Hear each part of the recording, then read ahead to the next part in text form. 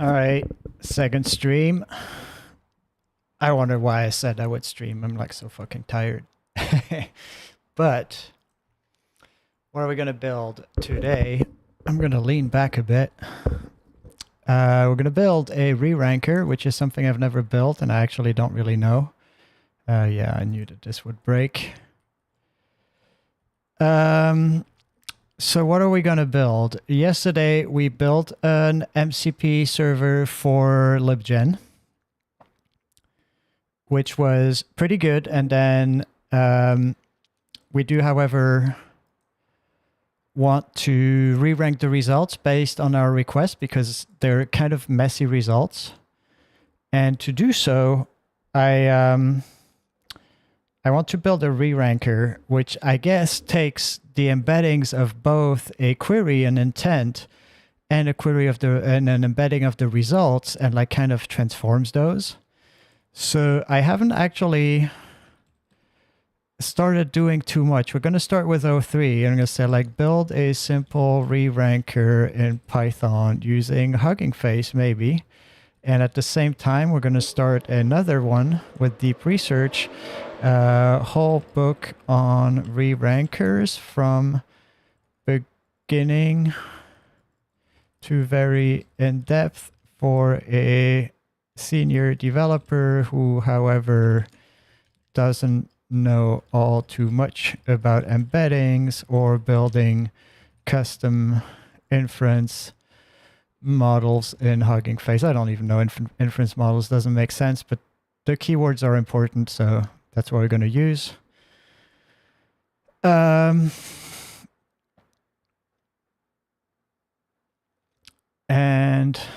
I guess we're just going to start with that, right? Because we can quickly generate a lot of queries with our MCP, right? Like things that actually do matter.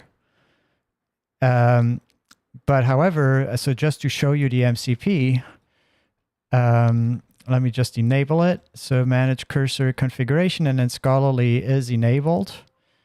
So I think because it is enabled, is my camera still working? Yeah. All right. We should be able to do this semantic chunking literature. Going to switch to 3.5, and I hope that this is enough to trigger the MCP. So yeah, this is enough. And it's returning like a lot of results here, right? And it would be good to re-rank those.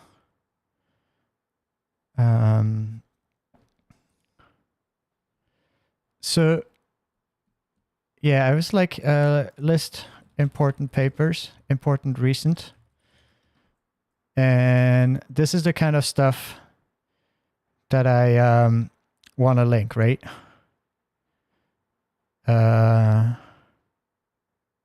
This makes no sense, right? It's or like they're not in the field that I want to search. Search in the AI category. So maybe a list of categories from archive. Archive category list. Category taxonomy. Computer science. Yeah, there's a lot of stuff there. So maybe we can make an MCP tool to just like list. Can you search for just like CS without doing CS AI? Category.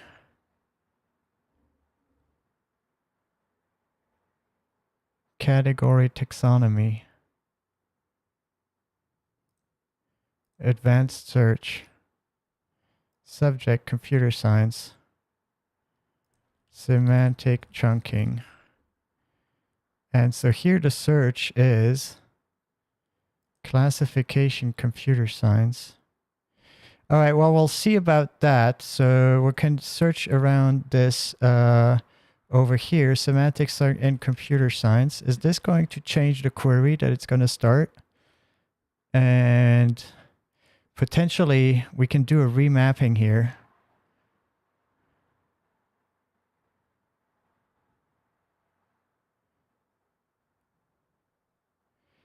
Yeah, so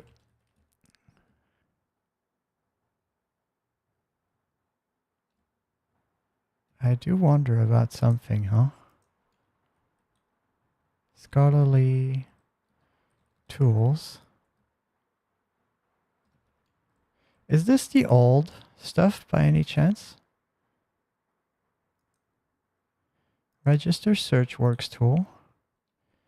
This is an array of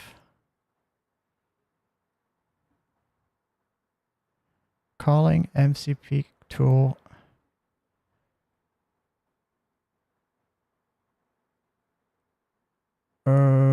Interesting, because this should be an array.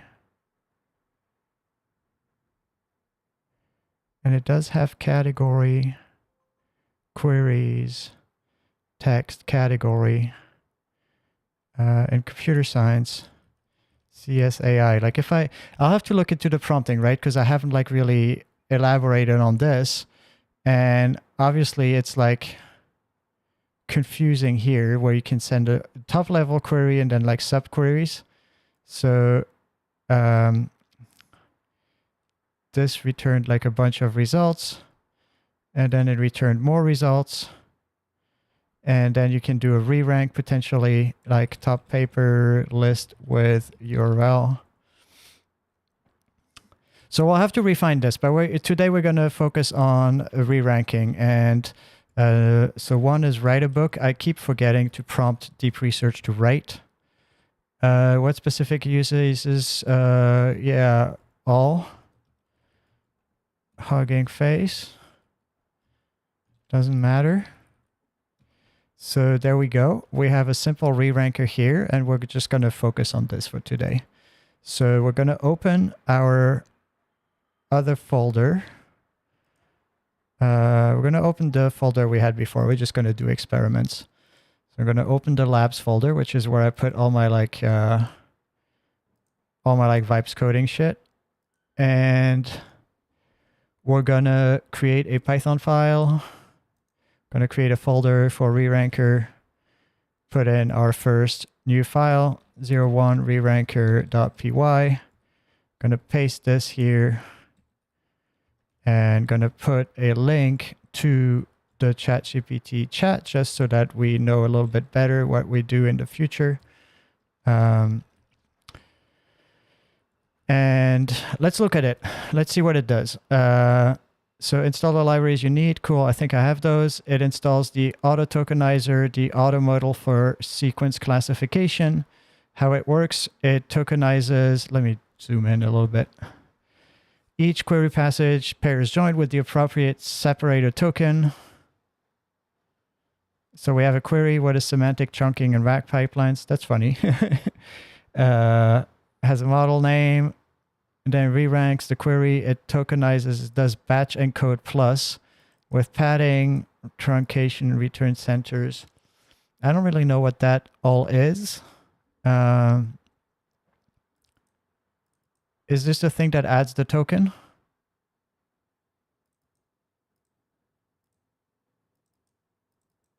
Squeeze CPU. And then it stores them. All right, well, we'll look at all of this, right?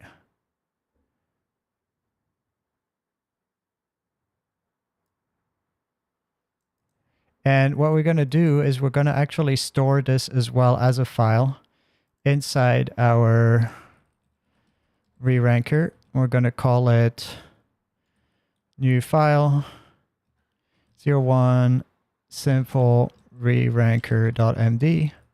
I'm going to put this in here, and then here the same thing. We're going to put a link to the metadata up front here. All right, cool.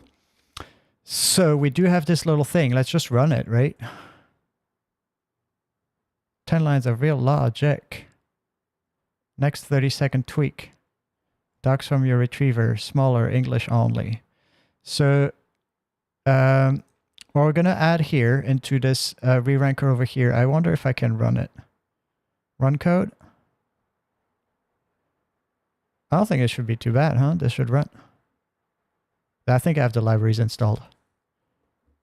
I think I've even got the model. All right, so I guess this was pretty cool. What are we going to do? We are going to transform this with 3.7 Sonnet, turn this into a nice Flask plus HTMX web app where I can upload a query plus a list of docs as YAML. Show cheat sheet, create a set of test documents in examples. YOLO YOLO, because I do want to interact with it as a web app, just to like be able to basically start viewing things more than just like having a freaking command line thing. And so that's what the vibe coding is all about, huh? And I guess I just did it in Claude here just because I'm used to it, but I could use AMP code. So maybe we'll use AMP code later on and just burn some money while we're at it. So in the meantime, our deep research on the re-ranking is working, and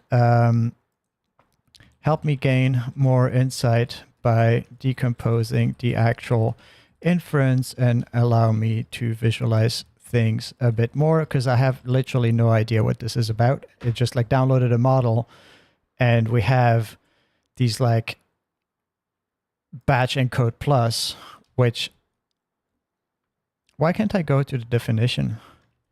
Auto tokenizer is right in here. Oh, because it's some Python that just doesn't have whatever stubs or something. So for example, I do want to see like, what does batch encode plus even mean, right? So potentially I can run this with the debugger and have a look. But that kind of stuff is tedious, right? Like I do want to see it in the web application. And I said HTMX just because it allows me to not have to install a JavaScript framework, yet still like benefit from like things like streaming SSE, those kinds of things. So if we look here at the pairs, right, which are just the list thing, and we then look at the batch encode plus, which I guess it still doesn't have the definition, right? I can't go to the type definition either. But if we look at tokenizer, the fuck? Oh, tokenizer is a package. No. Globals? Tokenizer. XML Roberta tokenizer fast. And the tokenizer we got from the auto tokenizer from this model name, right? So that is interesting. Instantiate one of the tokenizer classes of the library from a pre-trained model vocabulary. So here the model name is obviously the letter BGE large. And this allows it to load the tokenizer from some kind of path or something. What does it do here? Yeah, it has like a whole type of loading fast from pre-trained. Checks like the fast names. Code revision. Yeah, whatever. It's like frameworky shit. All right. This has been creating some documents. This has created a web app. We're going to accept this all. We're going to stop it because now we should have a web application. Where is the web application? Where is my web application? It's called app. It has a re-rank endpoint. It loads the YAML from here. The YAML looks in the request, gets the form, instantiates it, loads it, looks at the query, the documents, gets the top K. So what is the top K for? And top K5 is optional because it takes none. Interesting. And then it takes it a route for the examples. And then it has a cheat sheet. So let's just look what happens, right? We're going to run this. We're going to run the app py. It's created a PyCache. All right, I don't care. No module named app. Because it is reranker py. Is that what it does? No, it is just a reranker. No module named app. What does that mean? I don't know Python, so well, I do know Python, but it's been quite a while. So I guess I can add to chat. What does this error mean? It's been a while since I did like Flask stuff or whatever, so I don't really know. This kind of looks fine to me, but oh, it's because we have to be in the right directory, huh? So debug using launch JSON, that's fine. Let's try that. Launch package. Add configuration. So I'll do this add to launch JSON. Just because we're lazy. You know what it is, bro. I guess I should have control K this. Well, no, this one guys knows which files it is and which directory and all of that. So Python path, folder, flask env, type Python, debug py. All right, and so if we go to the debugger path, reranker flask app, now we can run it in the debugger, which I don't know if we even need to run it in debugger, but why not? And we should get like a nice web app to debug our stuff, right? And it's, I don't know which port it's be running on, port 5000 it looks like. So let's have a look. All right, cool. So paste YAML, browse, we have examples here, which use this example. File must contain a query list and so it doesn't. All right, it loaded it to the file thing. So if we do load this examples, they're not loaded here. So that doesn't work. But who cares? Nope. So we're going to put this in here, and then we're going to do re-ranking documents. And they got re-ranked. All right, so that's cool, right? We kind of see what does the query, what's the best water temperature? And indeed, we do have the best water temperature over here. And then the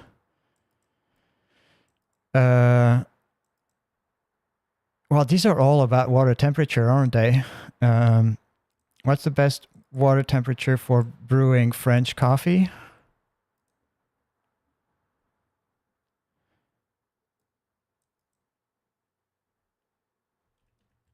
French press for brewing coffee in a French press. What else can we do? Altitude. I'm on a mountain and I want to make coffee.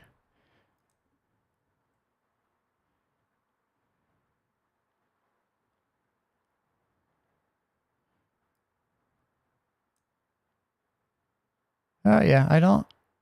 It's going to be interesting to see how this works because I actually have no idea. But this is already working well enough to commit, I guess. So we're going to do git stat, git add Python. Oh, I didn't commit all my Python stuff. So I'm going to git add Python version, and we're going to git add.vs code. And we're going to do sparkles, add reranker web app. We're going to increase this web app a little bit, right? We're going to improve it a little bit. Add a field to run multiple queries to set the query manually. Save past queries to local storage and allow reloading. Actually, okay. Add SQLite storage, loaded documents, remove duplicates, ran queries, results for inference, And we're going to switch to, are we already at 3.7 max level? No, we're at 30K. And let's see, and I should use AMP code a little bit more, but I don't really fully know where this is all going and what kind of stuff I want to see here. Do I want to have like a live updating re-ranking, which is like a debounce? That could be pretty fun. All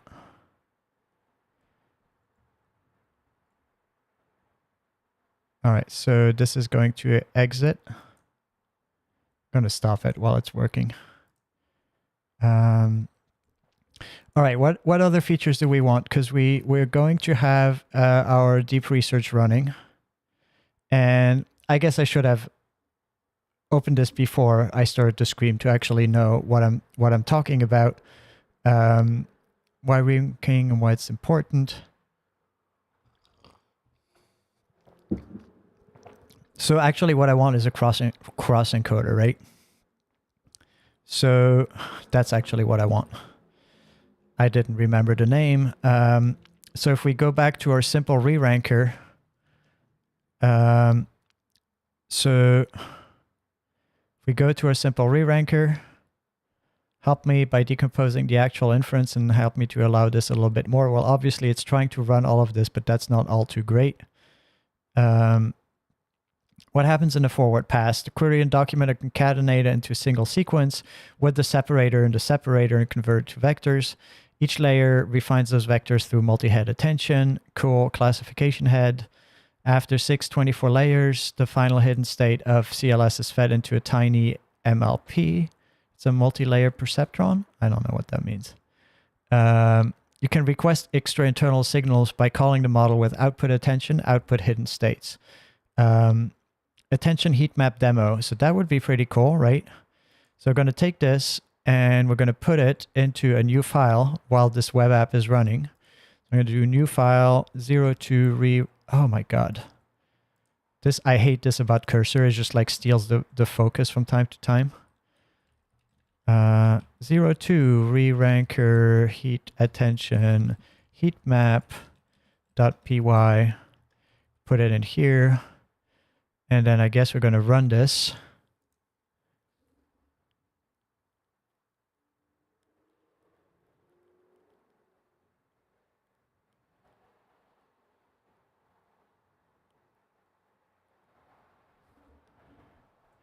What is semantic chunking? Is that the separator?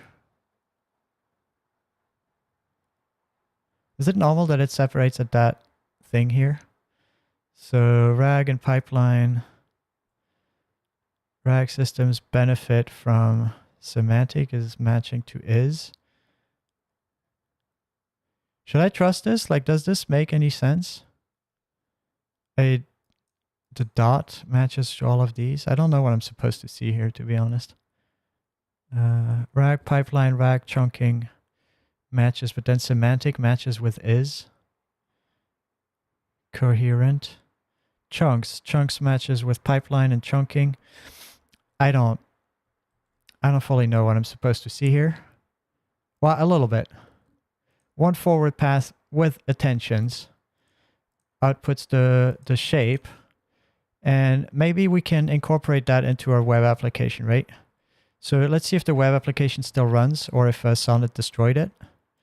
And actually what we're going to do, we're going to continue doing a bunch of little scripts like that, and then we're going to use AMP code and say like just add all of this stuff to the web app and have it go at it. And then probably we'll be like pretty grounded and do a good job at it. I hope that it won't get confused by all the different directories there are, but we'll see. So this is running. Is this running? Does it take? Is it active? All right, so we do have documents. No documents in database yet. History, examples. So we're going to take the RAG pipeline. Does this use this example work? No, it doesn't. And we're going to do rerank document.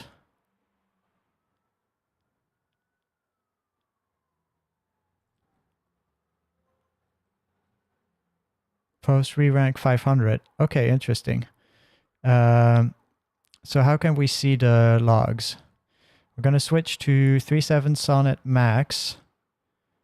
Actually, before I ask a stupid question like this, is like, how can we see the logs? I got a 500 add logging to every part of the app. Gonna see how far we get, and in the meantime, let's go back to the web.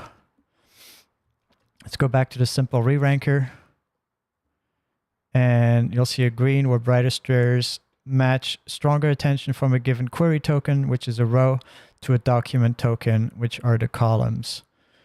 Chunk in the query leans heavily onto chunks and boundaries. Okay, maybe. Head level inspection. Gradient bases. Okay. We're going to experiment with all of these things, right?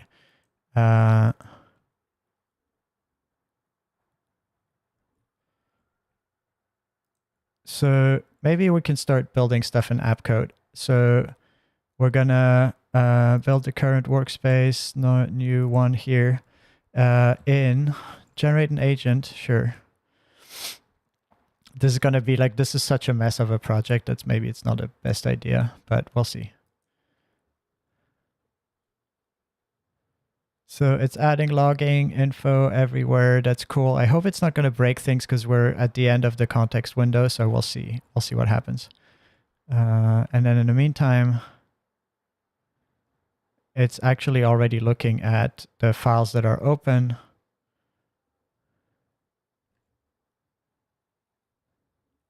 Yeah, I think I should have switched to max because 3.7 Sonnet is just going to add like a shit ton of stuff. And it's starting to, no, this is not too bad yet in the diff. I can see like this is the kind of stuff that I'm looking for, where it starts to like add things that are not just lines. But this so far seems okay in terms of a diff.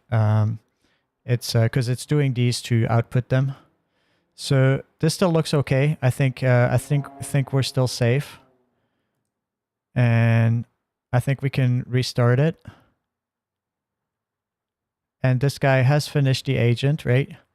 So we're going to have it prompted with adding features. But for now, I'm going to go into examples, take the RAG pipeline, use this example, go in here, and post rerank 400, and we get here. Expected a single document in the stream. And I don't know what that means exactly. Is this just due to the example having like some kind of weird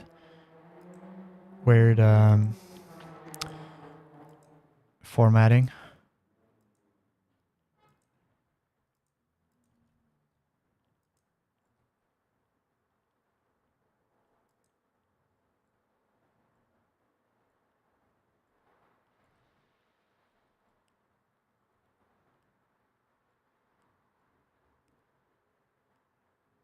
Oh, it's the database.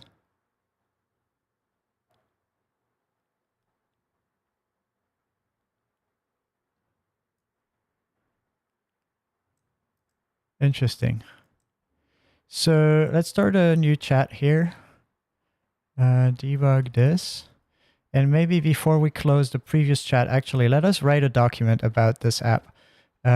Create a detailed guide about the application we built, its structure, what to pay attention to, how to extend it for a new intern joining the project that will need an overview and a guide on how to contribute with all the necessary context, mention file names and functions, etc.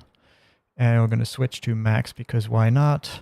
Store in Python reranker docs, reranker application.md. No, I'm going to do how to develop on the reranker application.md. It's not the best prompting, but And I always think I should do rules for this, and then I move to a different folder and I don't have the rules, and then I'm just like, yeah, and I should do better, but there we go.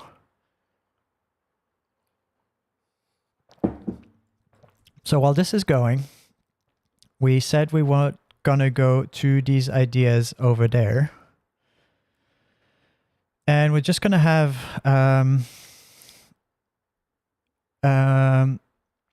amp code is like for each of these suggestions, create for each of these suggestions a new example script similar to 01 reranker or 02 simple reranker. No, not simple reranker.md or simple reranker attention heat map in the same folder, and use the web if necessary. Here's the context. Reranker. No, my God. It's called 01.simplereranker.md. And yeah. All right, so we do have a file to continue the application, right? So this is about the web application, while this guy is building a bunch of like mathematics to help us understand what this is all about. And this explains the application. This is the structure of the application, core components, database module. So it's like add full paragraphs and bullet points to make this document more detailed and appealing and guide the user. All right. And let me turn on some lights over here. So the idea here is I'm building a couple of things, right? I'm building some documents that will help me learn about the mathematics behind it all. And why did the camera disappear? Did it connect? All right, there we go. So I'm building a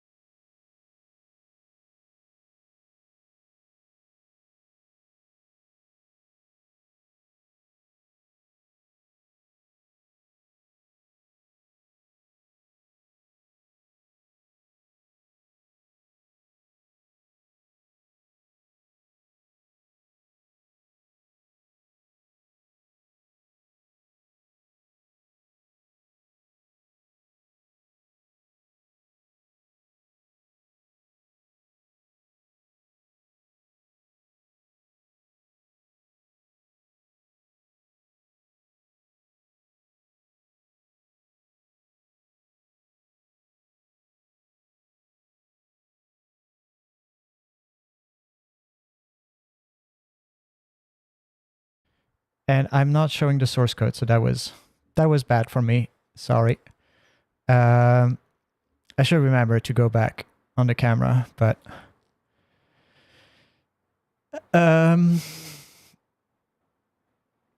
these are all the issues.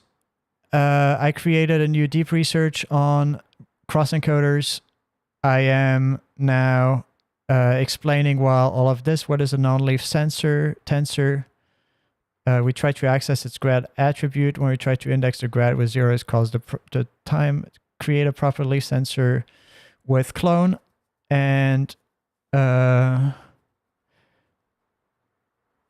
what's a leaf tensor? It's like when it's actually being transformed to values and not being like part of the graph as part of the computation that it then compiled when it runs.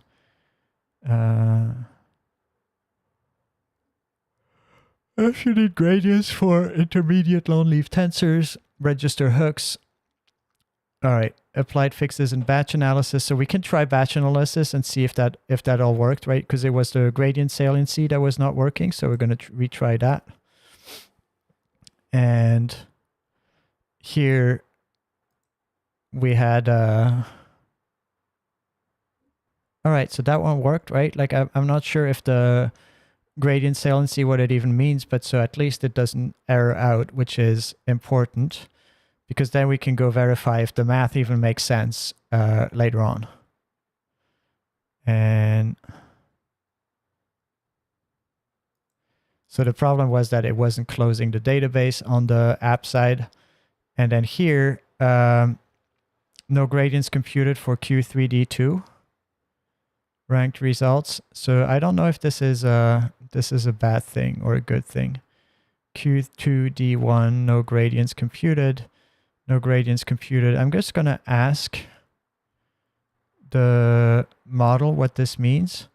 Or maybe I will ask actually O3, right? So I'm going to say this.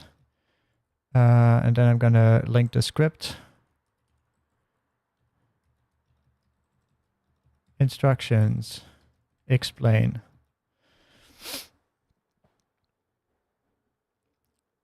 You can see my prompting is like rude as fuck. But also, I put in the instructions because I knew that it tends to get confused if I just paste stuff, much more so than, say, anthropic models. So that way, I make it clear that there's something specific I want it to be done. Often I'll just paste the login, especially in the coding environments, because I know there's going to be some coding agent prompt around it, so I don't need to like spend too much time over there. In any case, we can relaunch our web application. And I hate the fact that this just like resizes itself all so often. So where we're at in our web application, this is not our web application, right? Like this is the web application. Why is it not running? 5, reranker Flask app. Now it's running. Cannot commit, no transaction is active.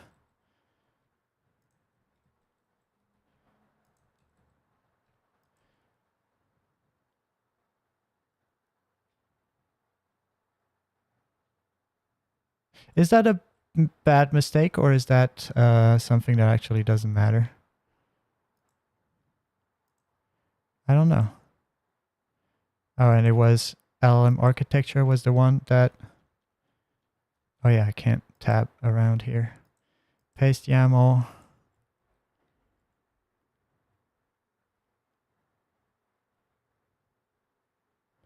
All right, so I was able to create the documents. And then it did the re-ranking. And if I do a manual query, select documents.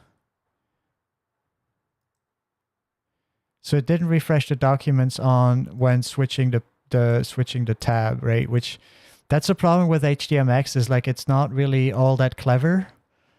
And so it didn't really refresh this, but so we'll see, right? And then enter query here, do connections, skip the gradient flow.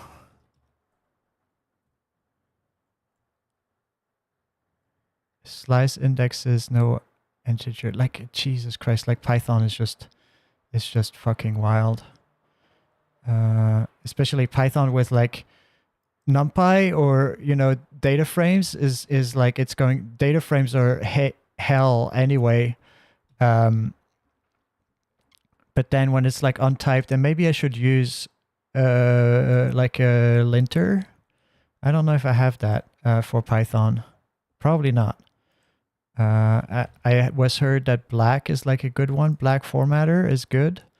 So how do I system exit? Oh, because it's running this. So is this running actually? Black formatter, restart the server. Accept. So if I do this, that gets flagged. And this is Pylance, right? Add typing.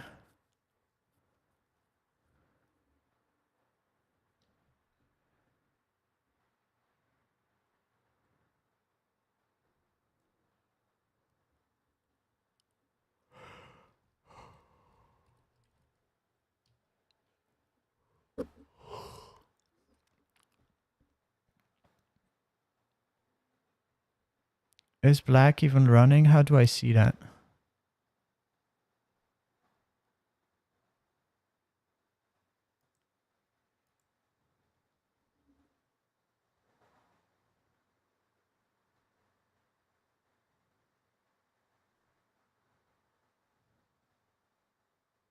I don't know, man.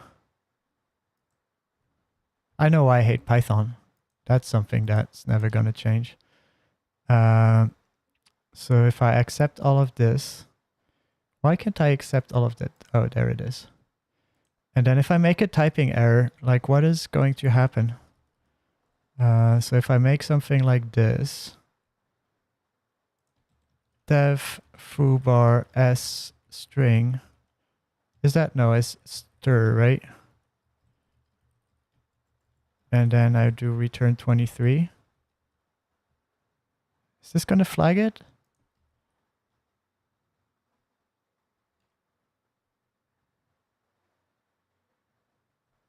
Who's flagging me now?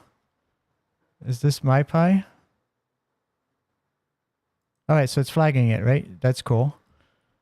And then here, YAML content already defined on line 51. Yeah, can't I like recreate it?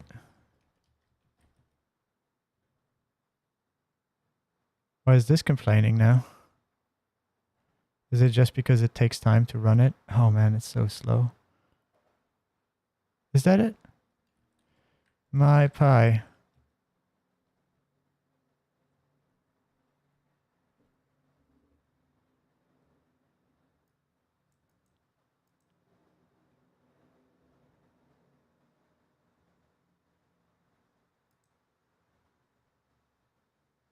All right.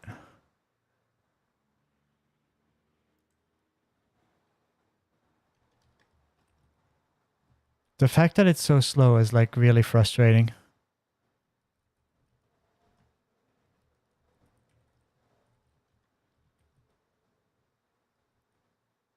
Like, what am I supposed to do with this?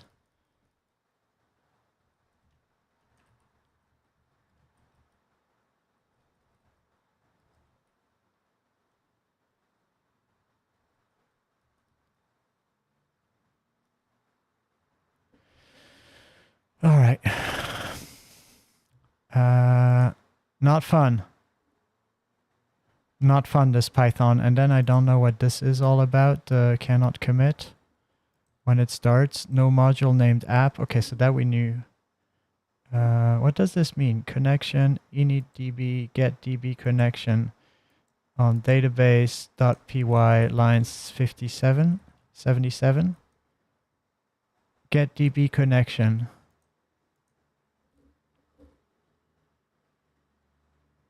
Initdb on line 20.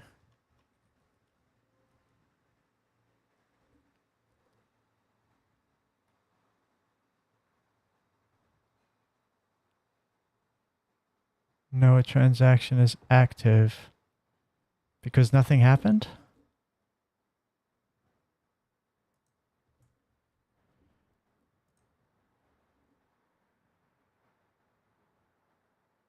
Did it crash? Where are we? Like, there's another terminal running, right?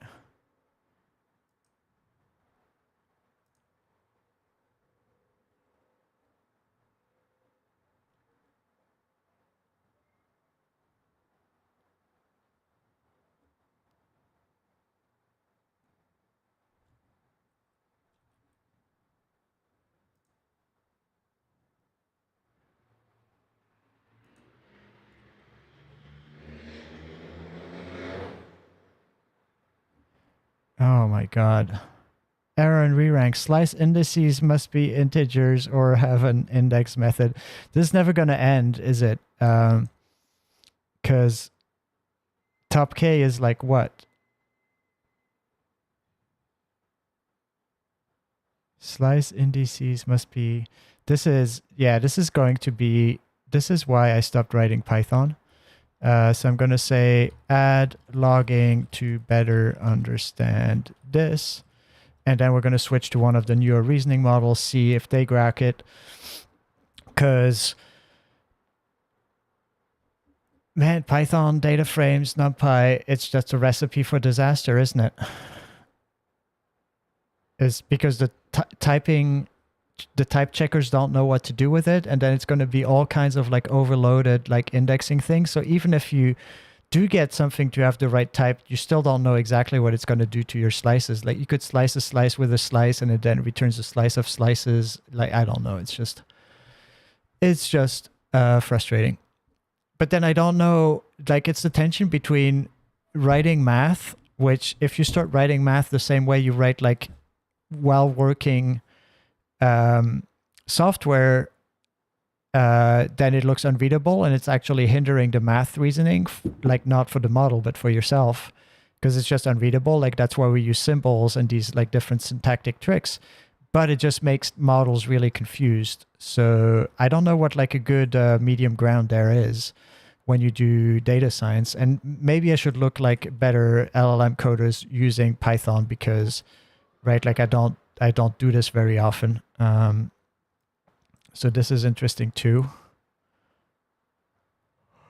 Flask wrappers response history. So it's rerunning, right?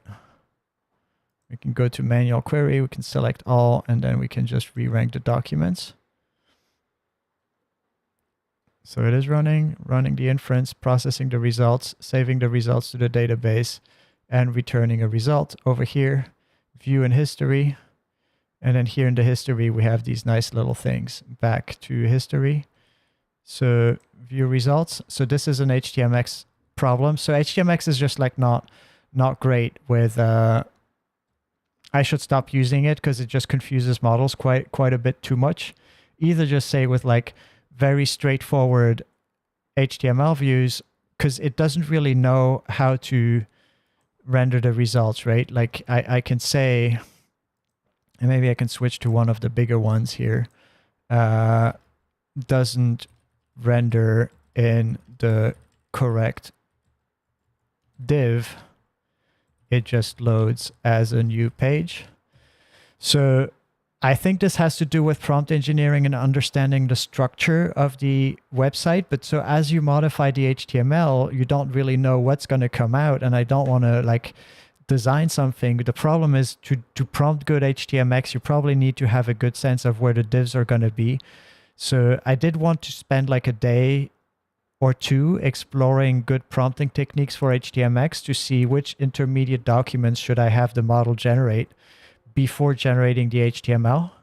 And it could be like making a list of the divs that needs to be targeted in which sense, and then do that. And I hope that the reasoning models do it in this case, but there has to be a technique for better prompting HTMX, and I really should sit down and figure it out by myself. And that's probably going to be a really interesting video because it's a hard to tackle problem. And even the newer models struggle with exactly the kind of stuff we've seen, or like just nesting things, and then you start. HTMX has changed quite a few things recently, so the training corpus is all messed up at the moment, where it like will pull stuff from HTMX1 but then generate code for HTMX2. Like both are kind of in the training corpuses, so it's kind of a mess. So we'll see. I think in the future I'll just like get used to like running React apps and knowing how to set up React apps quickly, and basically focus on that. So it does seem to be reloading here, huh? Oh no, I killed the terminal. I'm an idiot. I wanted to clear the terminal.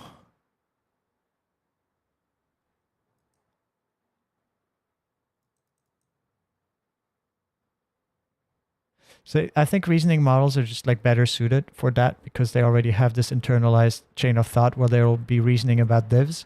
But I do have to have it reason about divs in its prompt, right? So if I load this, it still does the bug. So not sure what to do about this. So if I reselect all here, and then I say, what are tokens? And when do models normalize them? No. What are tokens? Yeah, that's good. And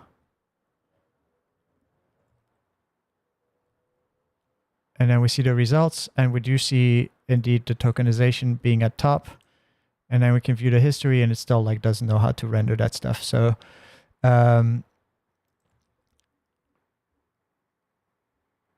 so I wouldn't know exactly how to handle that in HTMX anyway. So I'm not going to bother about it. I'm just going to commit, and I'm going to move on, so that I don't know, the next 30 minutes we still do something interesting, maybe.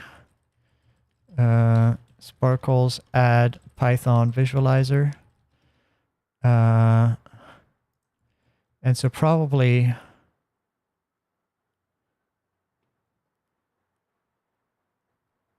actually, maybe why don't we do just like as part of our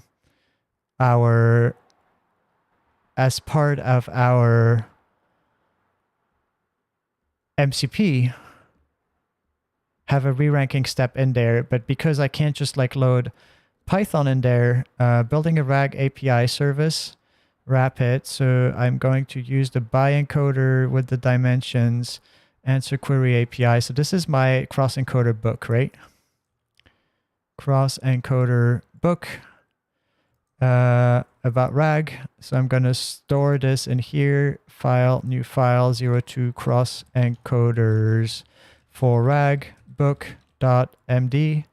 And now I'm going to use, basically I'm going to use mcode, and I'm just going to let it start and like build a solid re-rank, and I'm not going to use solid, reranker REST server with all the API documentation as well for building a re-ranking service of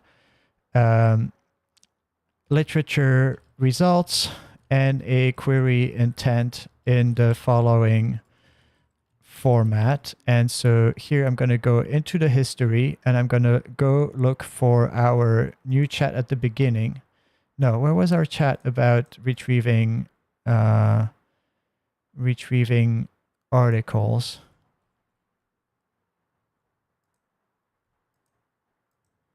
Is that where we called the MCP? No, we didn't, right? Where was the MCP call? It's gone. So I'm going to start a new one. I'm going to go to 3.5 Sonnet, and I'm going to say find 2025 articles about cross encoders in CS archive. Because all I want is just like, no. Is the MCP server, maybe it crashed? Sometimes I have to reload it. Yeah, I don't know why it's disabled now. That was weird. Sometimes it disables itself, and I don't really know why. So all I want here is like basically the output here, right?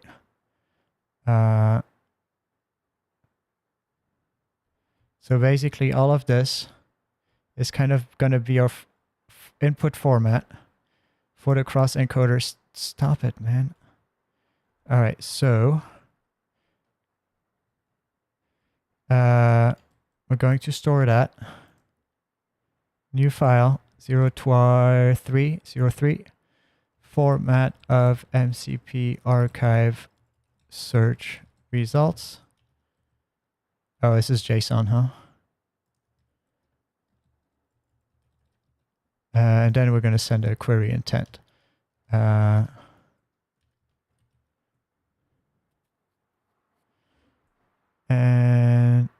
yeah. So go back to mcode. The input format is 03 format of MCP archive searches, right? And look at 02 cross encoders for Ragbook for inspiration. And let's see what comes out. Like, this is going to be total blind work. But hopefully it's going to be nice.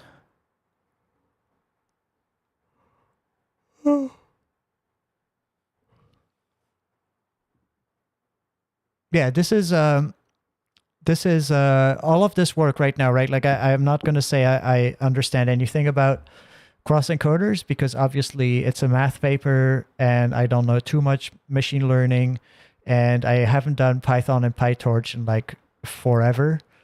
But all of these tools that I'm building right now, plus the documents I generated, I think are going to be pretty good for me. Tomorrow morning, I'm going to print out, I have my papers. I'm going to print out these deep research things. I'm going to read them at breakfast and study them like pretty nicely, and then continue building up my knowledge on how these things work. But on the other hand, I'm building this post server, right? I don't even know in which directory he has created it. So it has built them into archive re-ranking server.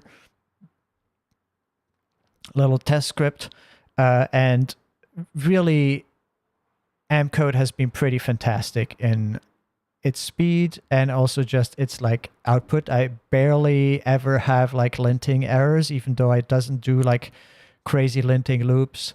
It's I don't know exactly what changes underneath and how much special sauce they have, and how much I'm just like maybe having a weird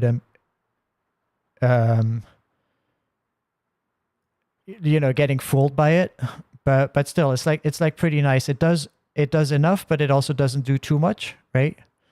So it's always nice to have this. And what I can do now is I can basically go to archive re-ranker server, and then from sentence transformers. So I'm going to install that, which I guess is going to store the terminal, right? So I'm going to stop my current server while I'm at it. And I'm going to say pip install sentence transformers. All right. Hopefully it reloads. Maybe I do need to save the file. Looks like it. And then this guy.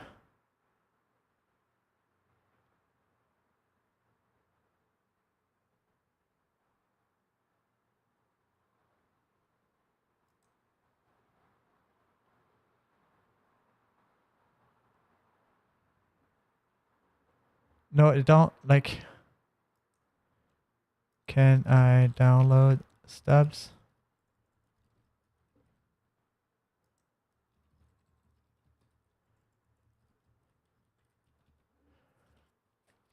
Yeah,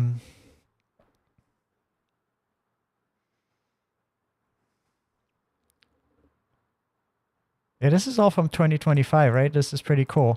And the query it did, so the query prompting here needs to be like improved. It did find out cs.ai, which is pretty nice. But also its prompting like leaves to be desired. So I'm going to run this.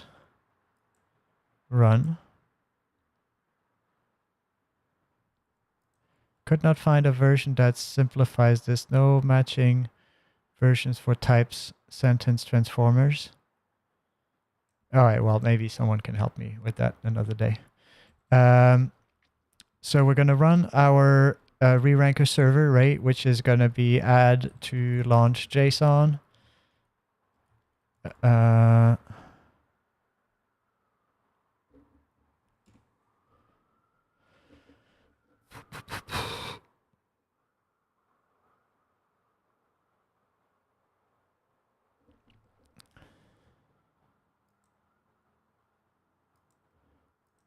So now we're going to go to the launch part. We're going to go to launch archive reranker fast API.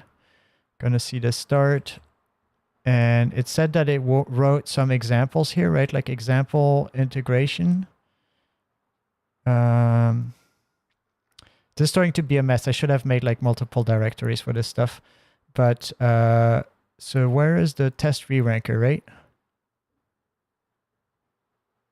Tester reranker, it loads it, it has a query, and then it loads this on port 8000, runs all of this, tests the reranker directly. So I hope this is going to start in the right directory. Probably not, it's going to start in the root.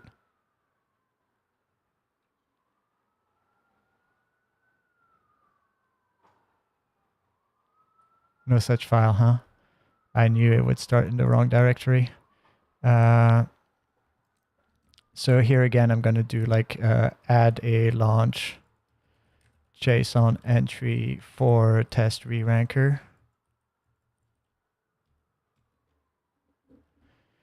And then, so the problem is I kind of want to have this like self-contained MCP, right? But now suddenly, besides the Python, it suddenly, besides the Go that it's written in, suddenly has a Python dependency to run these re-rankers. So I wonder if this is something that we can then serve from Go with like, say, ONNX or something like that. I'm not fully sure. Or with like Llama CPP, is there something we can do? So I'm actually going to take this code and put it into O3 and say, is there a way for us to actually serve this using Go and the model and host the model inference? If not, or if it's not easy, maybe with Llama CPP or O Llama wrapper. Because I don't know too much about all these things, so we'll see. We'll see what O3 does, and O3 is like, I think, a pretty good model to do these kinds of queries. So we do now have a test reranker entry that we can launch, right? And so that's what we're going to do.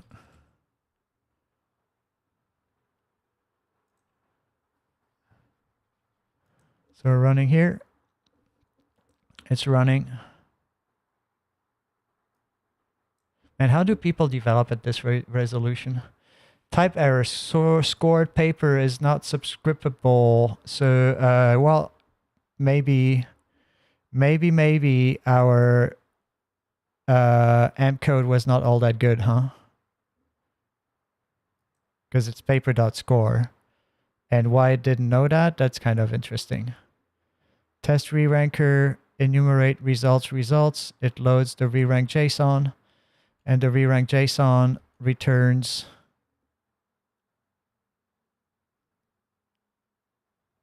rerank papers. Rerank papers has a response model, reranker response.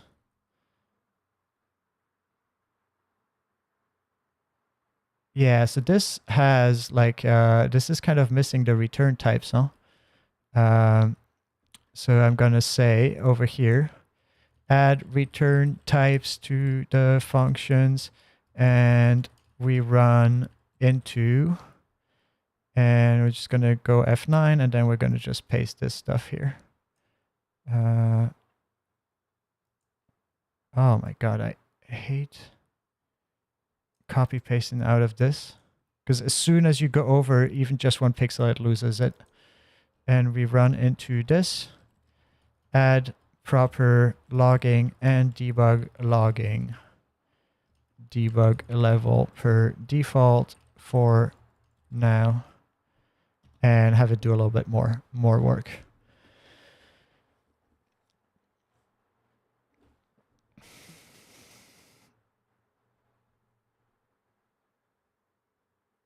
So I'm curious about this research here, and I'm curious about the thought process. The user wants a cross-encoder OLAMA, pure Go, CGO.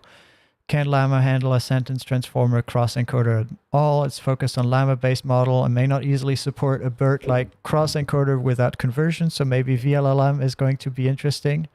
I realize that Llama CPP, blah, blah, blah. However, could converting a cross-encoder to GGUF for compatibility, although it's more experimental. There's a BERT CPP and other options like an ONNX runtime for C++. The user wants to know if it's possible to serve that. The user is asking whether it's possible to... Yeah, it's repeating the same stuff every time, huh?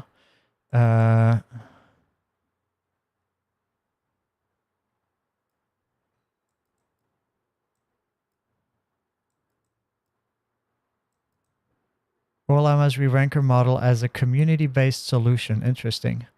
To serve cross-encoders like BERT and Go is to convert the model to Go ONNX. I don't know if there's anything there. Keep a Python service and communicate via Go versus via HTTP.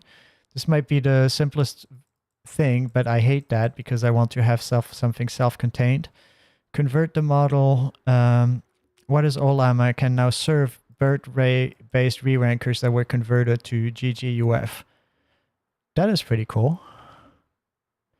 Why it's easy, OLAMA. When it's good, not good enough. So that is pretty cool. Pure Go inference via ONNX runtime plus Go bindings.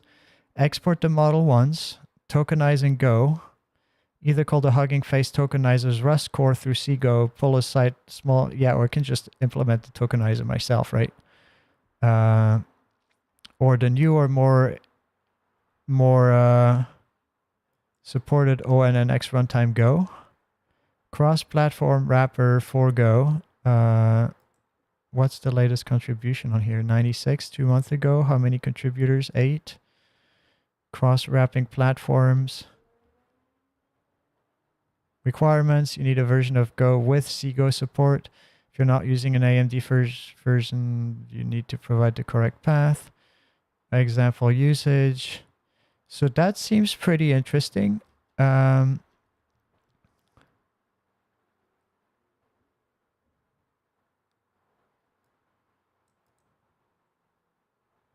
Community builds for community builds. Community builds Go Llama CPP that support BGE reranker through GGUF. And then OLAMA is, I think, written in Go. How hard is it to embed it into another application? And then the third, is it easy to bundle running a Python container inside a Go binary so that I could bundle the entire Python thing in Go itself, or at least make it easy to start it through Docker. Maybe it's asking a little bit too much, but like, we'll go. I don't know if I should mention the whole Docker part, but we'll just go through it. So, okay. In the meantime, we had mcode fix the errors and add logging. So it did a lot. Let's see, where was my query?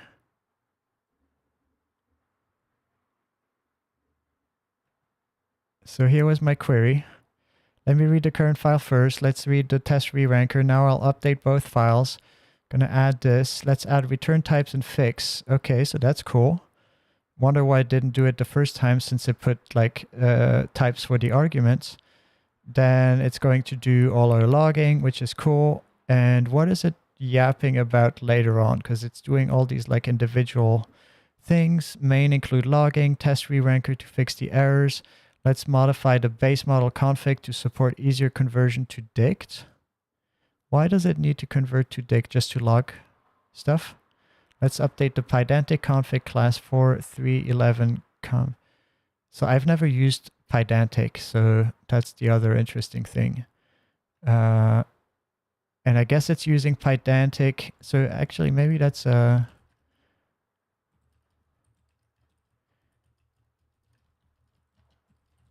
Write a book for senior software developers that haven't programmed in Python for a few years and don't know the new ecosystem, poetry, UV, Pydantic, Pylance, Black, etc. And focus especially on Pydantic for RAG and LLM applications. Let's turn on deep research. I need to burn through my deep research today because I have so many credits left. All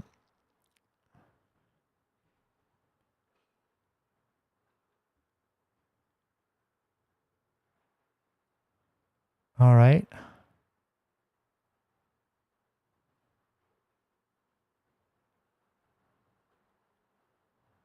All right, and then so write a full documentation about the use of Pydantic in this application and why it is important. And we're at 42% tokens.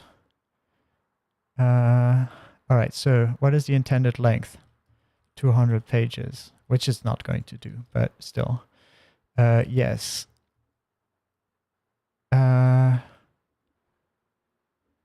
You choose. No. No. All right, let's continue. So please store that in a file. Because I can't easily copy paste here, huh? Store in a file in docs. So I have these two models. We have ONNX runtime Go, which we noted. And then, so here, community builds of Go Llama that support BDE, lives on Hugging Face and works with vanilla Llama CPP, which already merged rerank support. But I wonder if it's like the Go Llama CPP stuff. So where is Go Llama CPP and how can I run it? All right. Pure Go inference via... No, this is the old stuff. Is it the old stuff? Yeah. That was my first message. And then the second one, using the reranker with Go Llama CPP. This actually does Llama CPP. So interesting. Under the hood, Go Llama CPP calls the same C symbol. So in Go, it would be this, which I guess is cool, huh? Where should I store this? I guess it's just in the current directory. Embedding for or not Ollama. Everything lives under Ollama and private internal, no exported Go API is guaranteed stable. Statically linking that into your binary means pulling in 40 megabytes of .a objects. Yeah, sure, I don't care. Low friction, sidecar plus HTTP. You can still ship it in one tarball Helm chart. All right. Shipping Python in a Go way. Embed an OCI image. Okay. Pros, embed everything self-contained. No Docker CLI needed. Big binaries. You need containerd on the host. Common on Kate's nodes. Works on Bear, Alpine, BusyBox. Embed CPython. Skip containers.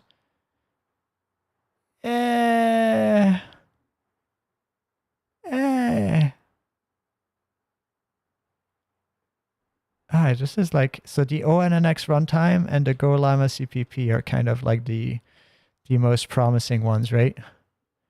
So I'm going to say like, oops.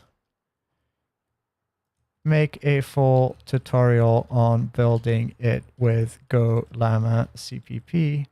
See this, because I'm kind of interested still into like this running Go in with Llama is pretty neat. And then we have this new Pydantic usage guide, which is hopefully a little bit tailored to what we do here. Yep. This is nice. And then what pedantic is important. Ensures that data confirms to API documentation. So that's cool. And then it's used in the whole like structured output LLM space, right? Just also important.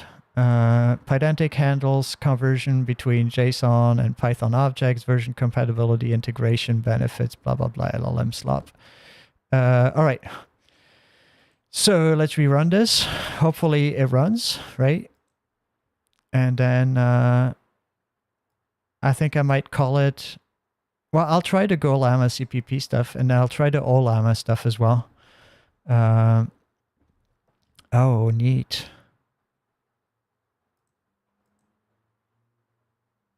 Neat, it did do it.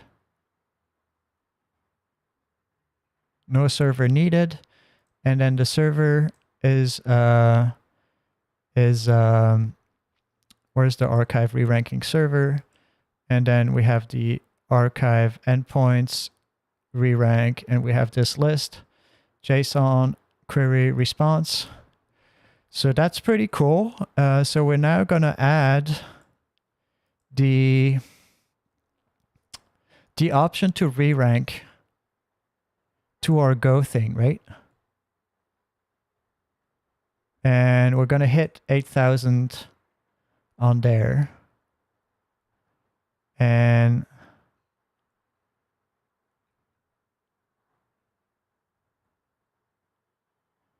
so that is cool. And we're going to actually still ask AmpCode, add a, no, I'm just going to do this here. Add a curl example on how to hit the re-rank server. I'm going to add the re-ranking to the Go MCP and just like give it a shot and see if it works.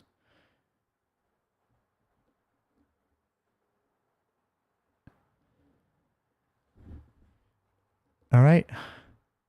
So we're just going to try this out. We're going to run the server, right? So we're going to switch here, and then we're going to go to the re-ranker. No, it's not the Flask app. It's the Fast API thing here. How do I close this side terminal thing here? Split.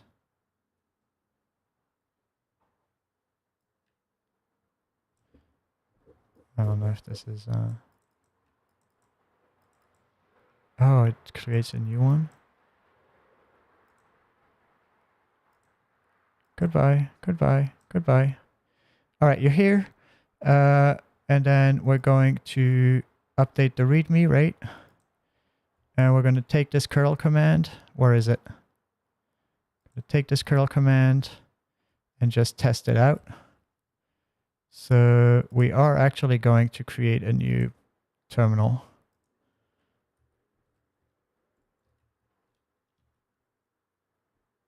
And it did hit it. That was surprisingly fast, huh? Because it only has one document. Reading from JSON. What was it called? 04 JSON?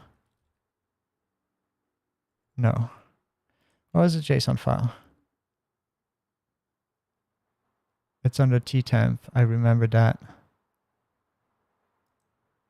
03 JSON.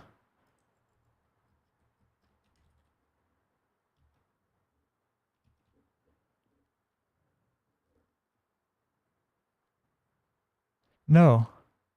Oh, yeah. Re-rank JSON. Is there a re-rank JSON endpoint? Re-rank JSON post from a standard archive results archive JSON. Okay. But can't I post this as a body?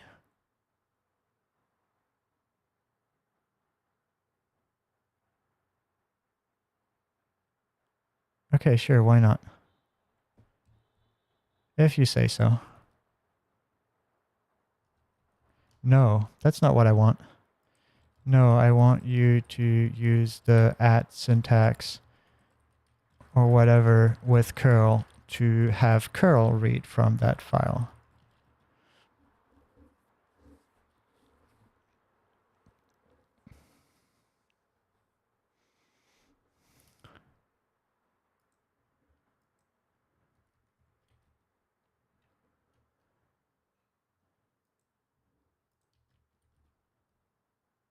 All right, cool.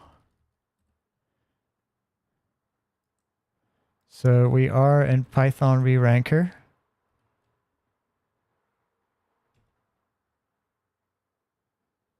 Field required, input null.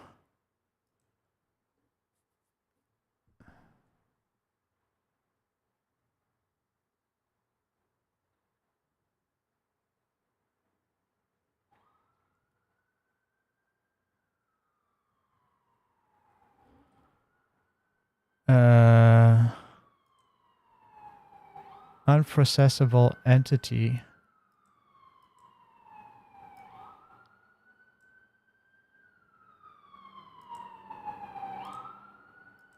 Because why does it say input?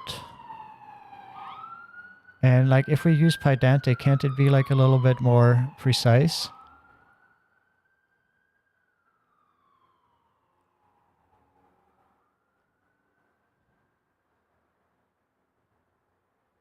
Archive JSON dir stir if results not an archive JSON. What is in this file 3 format?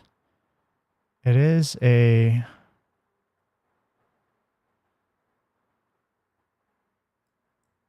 I think it's just the quoting in here, huh? It's we shouldn't have these quotes.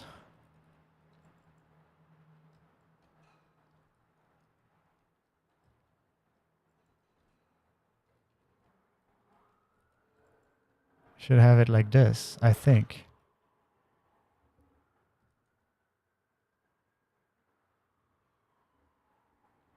Unterminated string starting at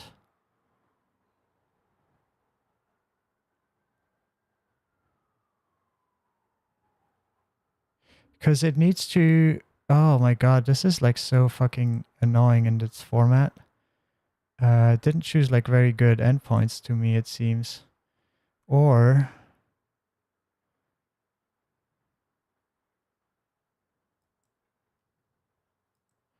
the request body. So what is this 03 JSON in its format? Because it's just a result, right? It doesn't have the query and the intent. Query results. All right, yeah, whatever. I'm going to kill this from the README at the bottom, and we're just going to start doing it in Go. So that was cool.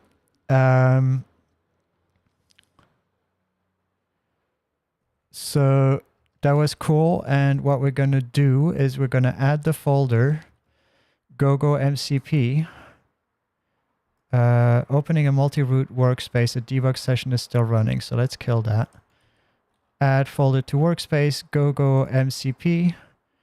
And then what we're going to do, we're going to go to mcode. Sure, restart the extensions. So what we're going to do, we're going to add a new one, add support for re-ranking, default true if it is able to hit the HTTP endpoint, then re-rank, otherwise not. To tools search.go. So do we have this tools search.go? Yeah. So this tool tools search.go to tool search.go in the GoGo MCP project to use the locally running archive reranker server C readme.md in. So this is going to be Python readme.md in the reranker, right? Using the rerank endpoint.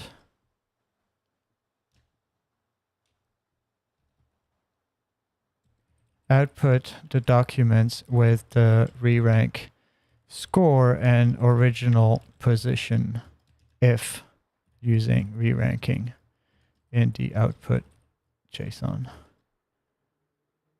Actually, I don't know if it had... Yeah, let's go. YOLO. So this is going to be working across 2 workspaces. I'm not sure how that's gonna go.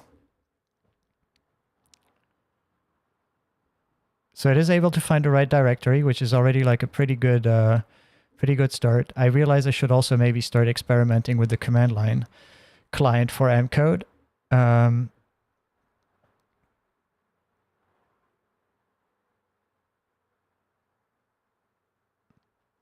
What is it? So it's struggling with the workspace, maybe?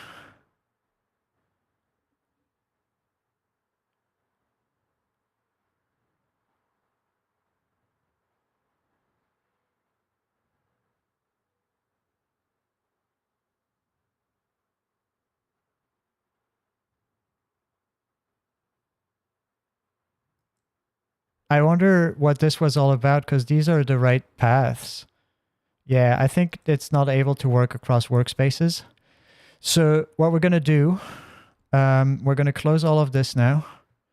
So we're going to open a recent folder. We're going to open GoGo MCP. We're not going to save this. And instead what we're going to do is we're going to just... how are we going to do this? This like multi-step kind of stuff, multi-project stuff. Well, we're just going to copy the additional Python in here since we need it close by anyway, right? So we're just going to add a Python directory in here. So we're going to go to MCP. We're going to make a Python reranker server. Then we're going to go into the Python reranker server and we're going to copy that stuff from the labs. Go labs Python reranker, and then it's the archive reranker server is going to come here, and then the readme archive readme.md, and we're going to call this archive rerank. So we're going to call this readme archive reranker.md. So now we have both of these, and I think we have like more. We have like the Docker compose file. What else do we have in here? So we have the Docker file, the requirements, and the Docker compose, right?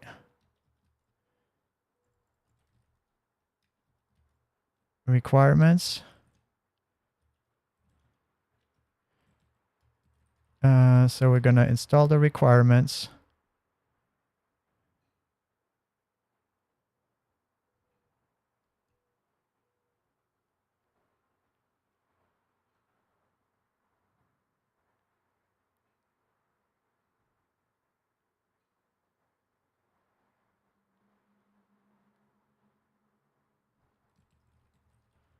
What the fuck is MetaGPT?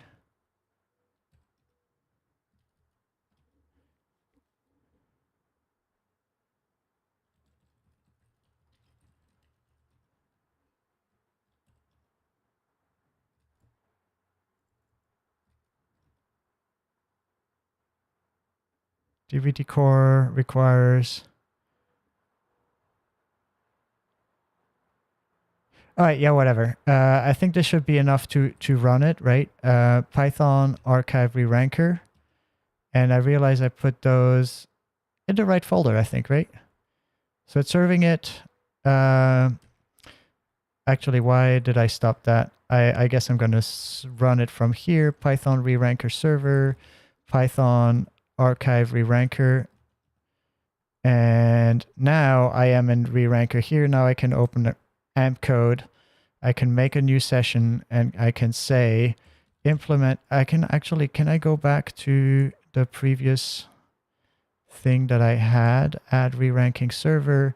And so now I'm just going to create a new one, put it in here, add support for re-ranking true to GoGo MCP package scholarly, blah, blah, blah, and the GoGo MCP things, running using the re-ranker endpoint.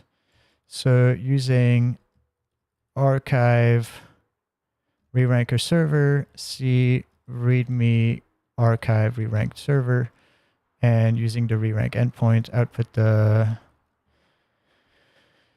Hey, let's go. So hopefully this will... this will just add re-ranking to our MCP, and then we can try it out, huh? All right, we're going to add it to the command line verb as well.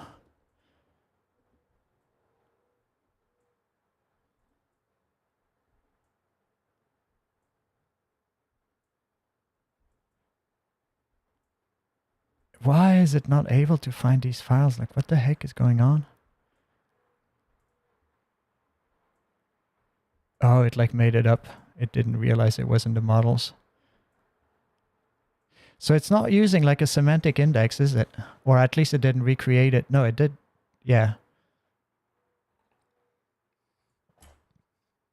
Because I saw it was using ripgrep at some point to get up symbols. So I really wonder why Sourcegraph is doing that and not like bundling all of this with their services. Maybe they are. I don't know if it's like sending stuff up.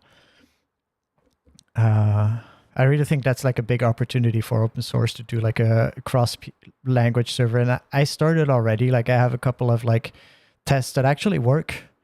But there's just so much to build. I wish I had like infinite money and just start a research lab. Just have people implement my ideas. Because agents are not there yet. They're getting there, but then I have to coordinate everything, so not all that fun.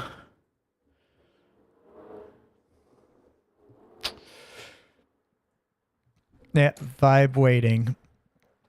So make a full tutorial on building it with GoLlama. So let's do that while we're whaling ourselves. Go others, LLMs, clone GoLlama. No, this is prerequisites, git clone GoLlama. It's a big get a gguf reranker. So we're gonna go into GoLlama. Yeah. So we're gonna go into GoLlama CPP, and then it says make lib binding .a. Oops. Yeah, please J7. Hopefully this works. Please, please, please. Please work. And we're gonna do this. HTTP 404 not found. So BGE reranker v2m3gguf. It's right here. And then the downloads, files, and we wanted the K4M. So we wanted this one here. This file is still too big, but you can still download it. Is it downloading it? Yeah. All right, cool. So move downloads BGE reranker into models. And where's our tutorial gone? Gosh, we did create a lot of shit.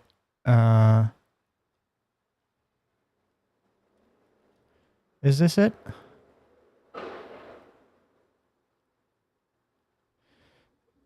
Shrinking, want your own optimum CLI. So that's interesting too. How do I get optimum CLI? Yeah, not today. Minimal Go program. All right, here we roll. So it's importing GoLlama CPP. What do I do with make lib binding?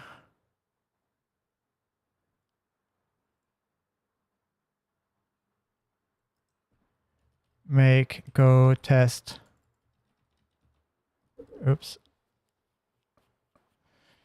So I guess I should create it in the same directory, and then we should be good. So, oh, yo, yo, yo, yo, yo, yo.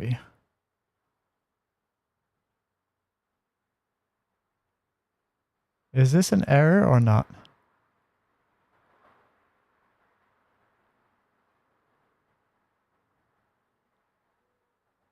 Invalid use or incomplete type.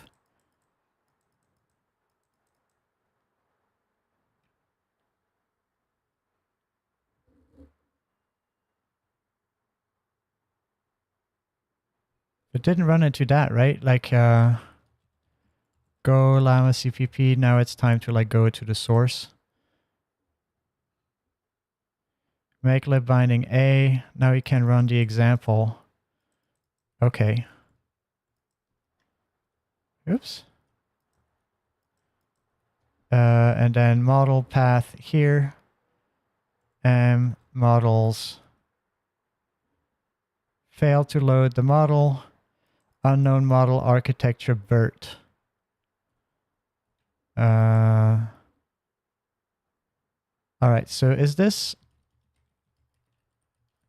something that is just, it's in a new llama CPP, but it's not yet in the Go llama CPP, right?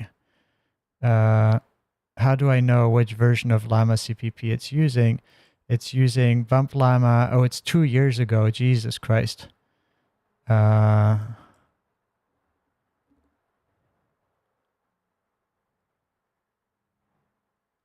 Yeah, because there's API changes. So, okay, so this is just not the way.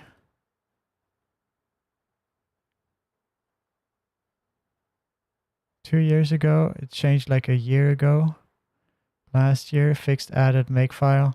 Yeah, so this doesn't have BERT because it's like more recent to llama CPP. And then there's like one from December 26 from 2 years ago.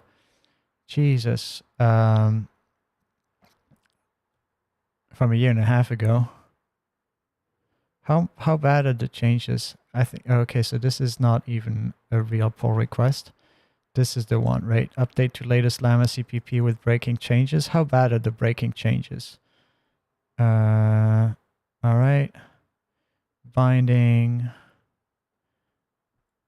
Backend binding CPP. Yeah, that looks painful, man.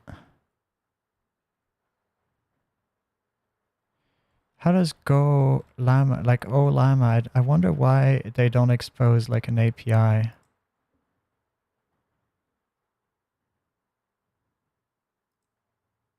Well, no, maybe they do, huh?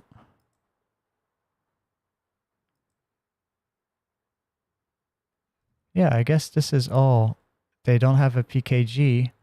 They also don't have an internal, so that was a hallucination. So this is where I wanted to try out DevWiki this morning, but I forgot to bring it up. So my question here is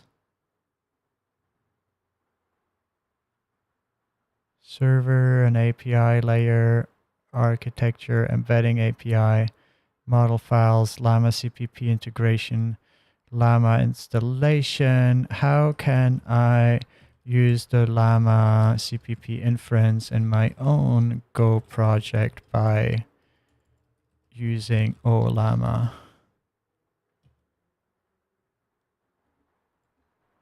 I really like this interface.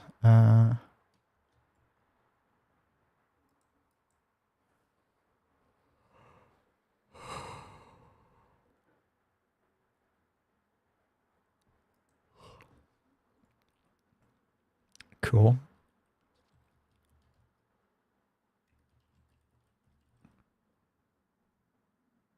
QLlama. So how would this work?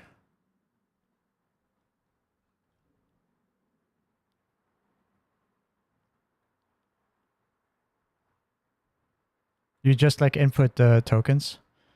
How does this work?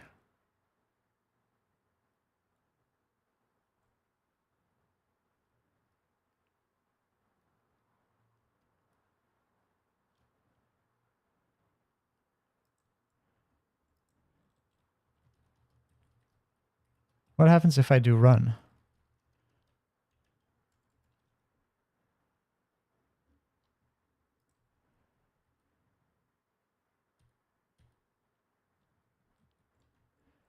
Use the HTTP API, embedding OLAMA Llama CPP's integration directly. So that looks pretty cool. Create and load a model. Yeah, that's the way to go, huh?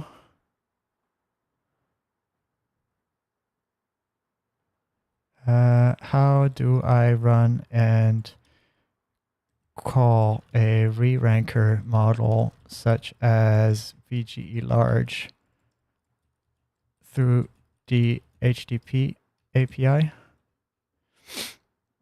I don't know if this is the stuff that it's able to answer.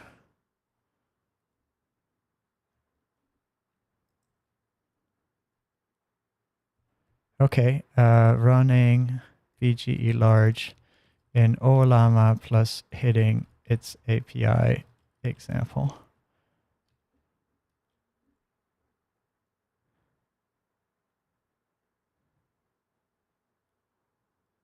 VGE large is a BERT architecture model. This is really cool.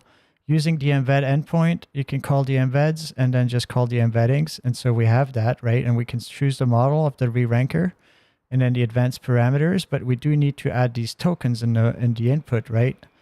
So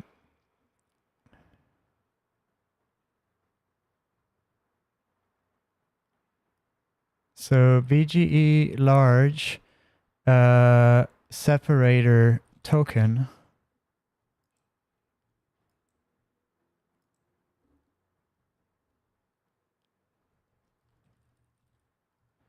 So that's interesting. No.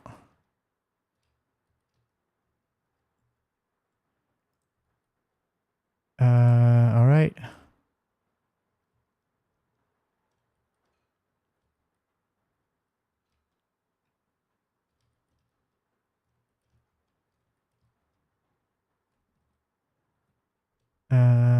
This is re-ranking.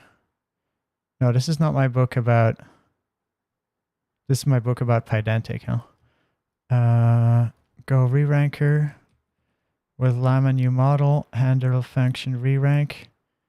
And okay, this is interesting. VGE large separator token.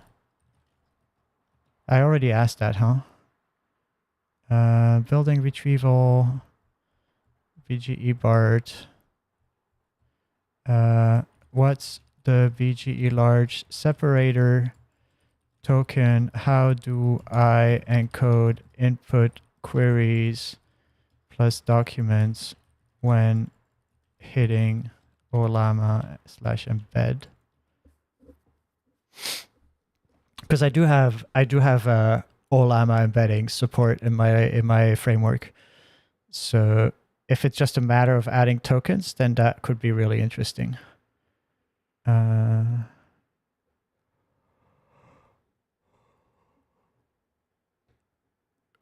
They suggest using the prefix query and document. Is that what I just saw fly by?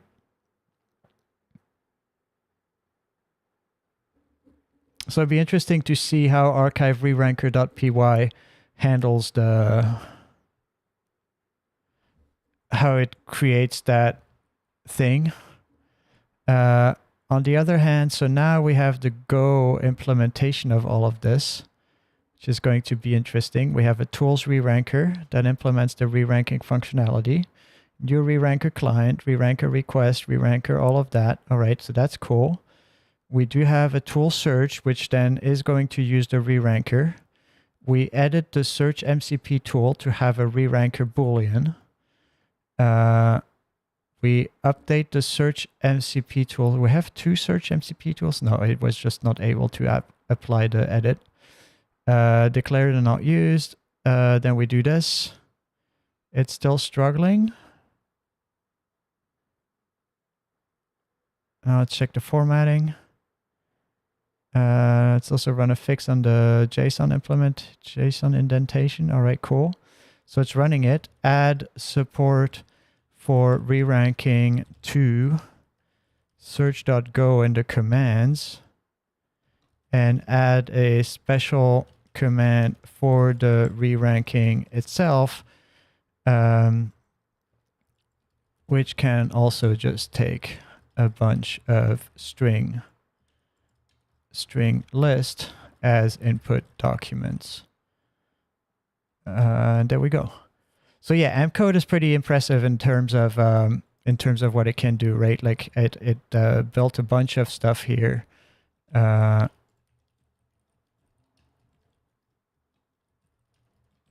So maybe we should commit all of this.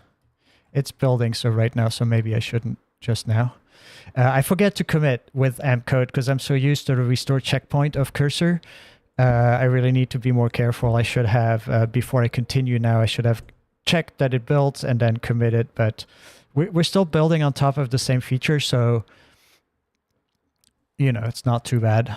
But still, like, this is great. And actually what I'm going to do is bun the best way to do bun react vite, or should we still go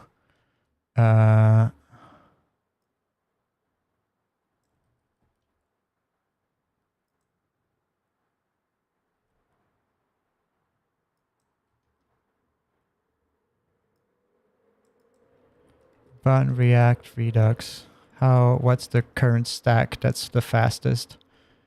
React just works with bun. Bun install React, bun run, refer to JSX. So let's do an interesting experiment after this works and we commit. What time do we have? I'm streaming for 2 hours already. But now I'm kind of hyped because stuff is like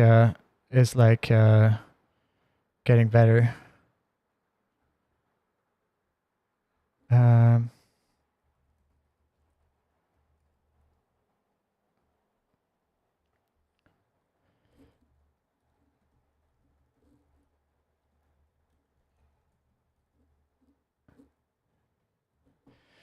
All right. Type issues. Yeah, that's like my wrap row stuff, which is a little bit hard to understand. And all right, great. Now let's check for any linting issues. Add a new disable re-rank flag, defaults to false, so it's enabled by default. Updated the search row to include create a new dedicated re-ranking command. Both commands are there, and then I wonder if I have like a good documentation in here. So we do have this new command, scholarly re-rank verb, and it has a pretty good thing here. And documents is a string list. Documents, where's my creation? Documents is a string list. Documents, type string list. So we're just going to change that and say string list are comma separated.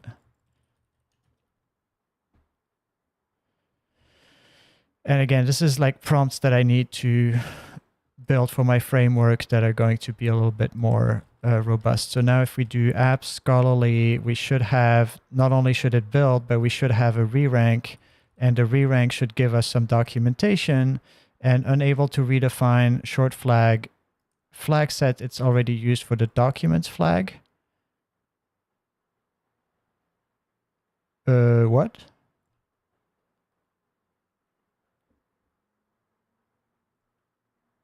So it's adding it where?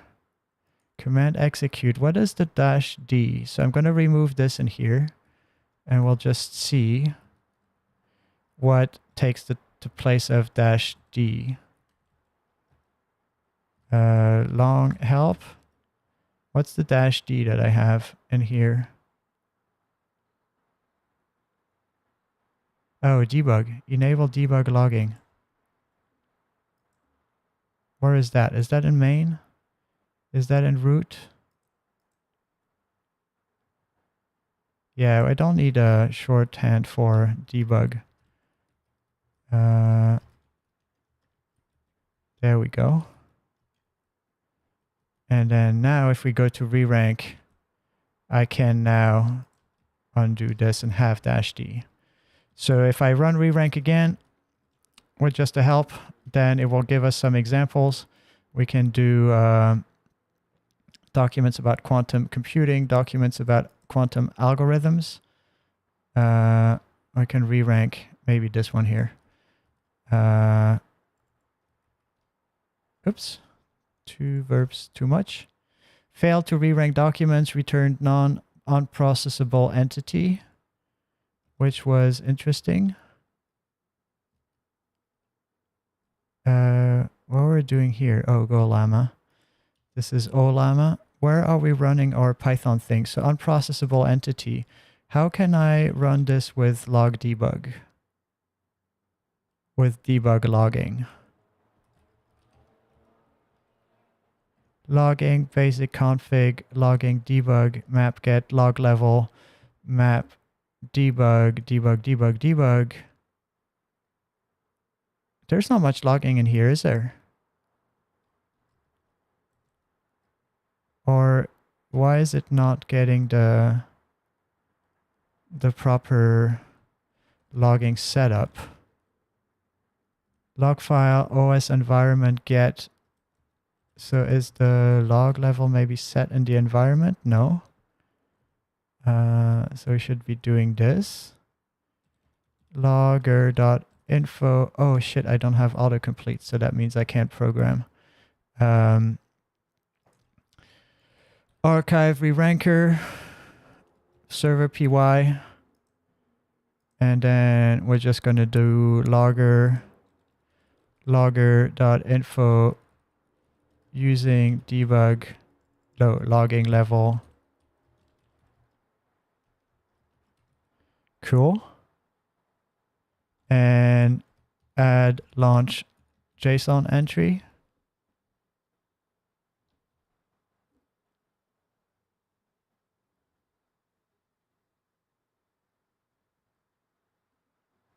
Oh, it's using Marco Mini, but I do want to have a BG large. I mean, I guess we'll figure that out later. All right. All right.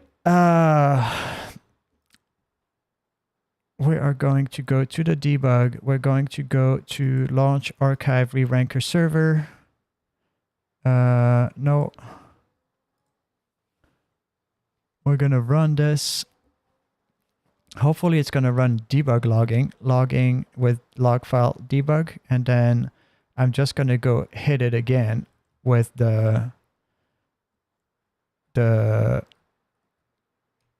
this tool here, huh? So, and then we're going to paste this to AMP code.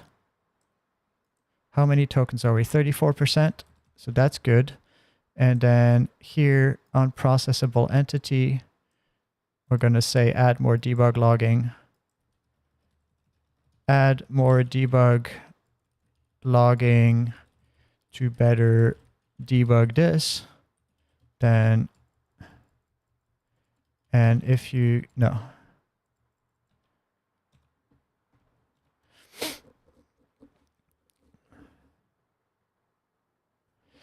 So we're going to add a logging trace, and then we're going to turn to a reasoning model and see what we can get. Also, do I have access to cursor 05 now? No, I don't. All right. And maybe we could start a new thread, which is build a nice React front end to interact with archive reranker server. Use bun and Redux RTK toolkit and query. Yeah.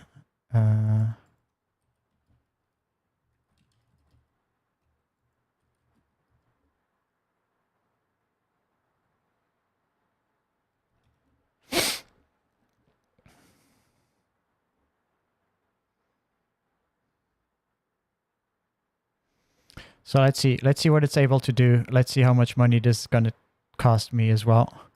And in the meantime, oh shit. Yeah, I guess for the setup, I'm gonna have to run a bunch of commands.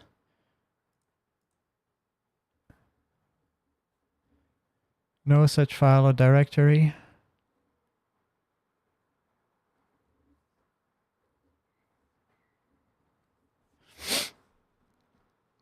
So I use Redux because it gives a lot of semantic information.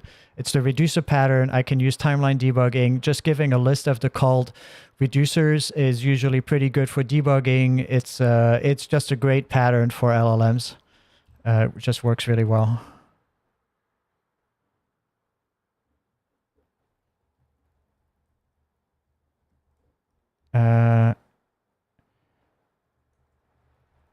Yeah, let me, I just have a friend asking me for something. So I'm going to just remove my phone. And maybe I should just leave this running for a bit. You can just watch the agent program. So that's going to be pretty fun.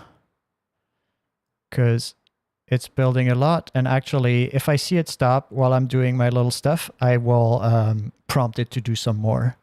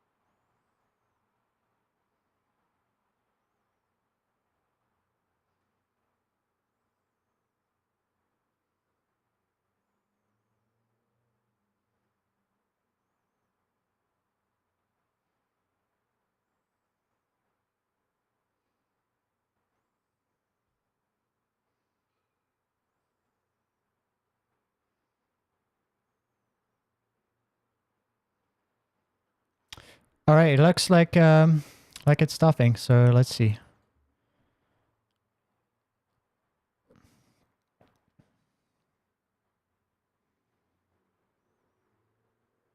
Sorry, I should have caught that. And I think I'm mostly back as well.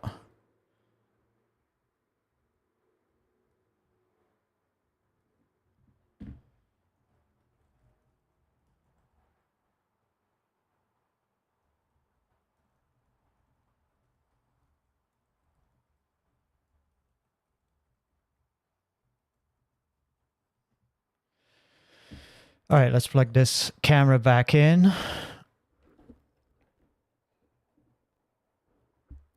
And let's see, does it appear? What's going on here?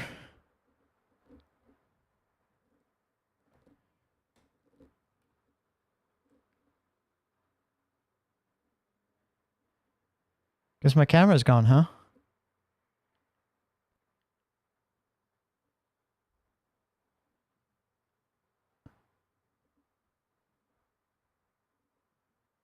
There we go. Hello. All right. Oh, I even got the green screen. That's perfect. All right, we're running again. I'm gonna control Y this one so that it always runs, and all those ways that will allow in this thread. So hopefully now it's like running. All right, let's run a start dev, and this is going to run the dev strip and also run the reranker. So we already have the reranker running, don't I? Or did I close it? Keyboard interrupt. So I guess I closed it, huh? I hate that it's always resizing the left side and not the right side. All right.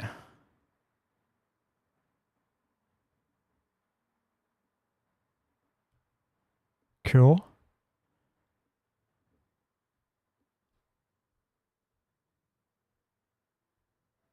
Let's create a summary of what we built. What is it? Creating a .new file. I guess that's its way of doing these things. And all right, so you can start the application with cd web. I guess I'm not going to do it on this space because every time I restart, and don't forget to git commit manual.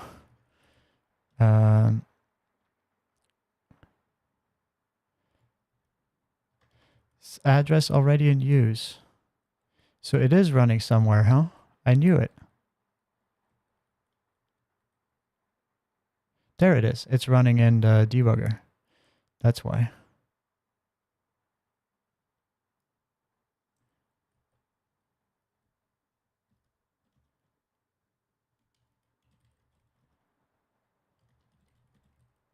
And then the React is running on here.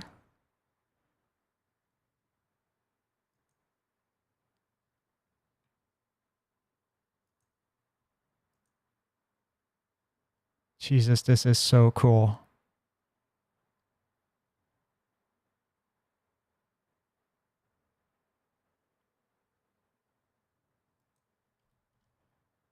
Many languages and computers.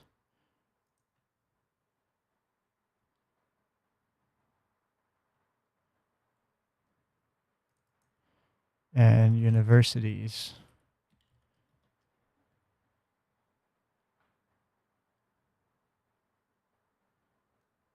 And long texts. This is amazing. I love it.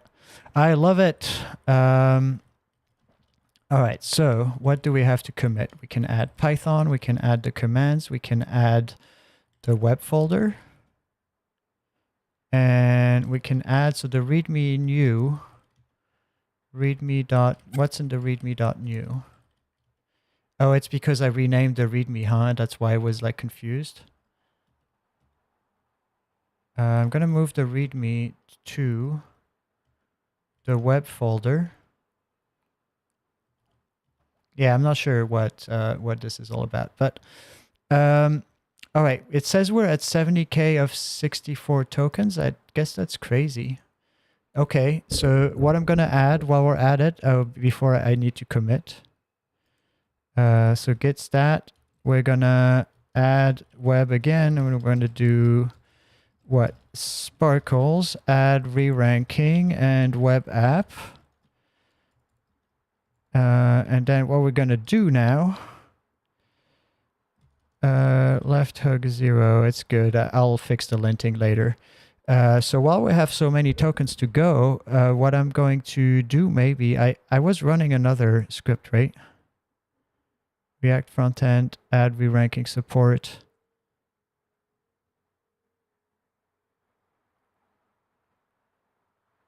No, I am here, right? So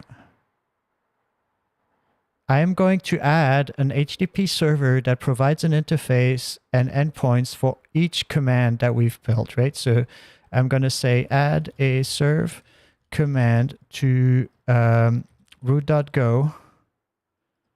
Which do we have? Root.go. Command root.go. Root.go. There we go. That starts an API web server that provides an API for search.go. For now, we're just going to do a single one, or its underlying functionality in search.go. I'm not even going to specify that. Document the API in docs, which is going to be docs scholarly api.md. Then add a nice React interface to it as well. Cool. So I'm going to leverage the fact that we don't have many tokens yet in this context window, despite having written like a bunch of React and stuff, to just like pile it on. Going to add like a ton of HTTP REST APIs, because this is like a nice little tool. All this archive search and stuff, I can turn this into a really nice little tool that at the same time will also allow me to explore my cross encoders more. And then I will build it out. I have like a whole little Go embeddings Elasticsearch style kind of engine using the Blevy index engine, like search engine. There's all kinds of stuff that I can start like just merging together, munching together, and have it run. And then if at the end I can really just like bundle this with Olama and, you know, bundle the encoders and all of that into one big fat binary, that will be really cool. Or I could say like, here's a full self-contained with web application front end, all of that stuff. And you've seen the speed at which we're building this, right? Like we spent most of our time with some NumPy and just like researching stuff, and then getting a whole web app and REST API and documentation and all of that going. That was like just complete vibing. I don't give a shit. I don't really see what can go wrong here. Either it works or it doesn't. I don't care about which packages it uses for its web API. Like it'll just be like a nice API. And then if one day I really want to turn this into a product or whatever, then I'll need to hire a designer anyway, because I don't know anything about, say, front-end design or so. But I know that choosing React and Redux and TypeScript, that's like a good foundation also for the LLM. I know Bun's fast. In Go, I can quickly like just look at it and be like, yeah, that's fine. That's, you know, like, what's going to be the big danger here? I can easily turn it into headless, into whatever I want. I have command line verbs for everything. I have a structured data output for everything. I have it as an MCP. I can do so much, which is really fun. So we'll see how far we take this ultimately. This is actually turning out to be something that is way more consequential than I thought it would be. And I'm really excited about this re-ranking kind of stuff, and just really digging into embedding similarities as well, because I think it's probably like a very unrecognized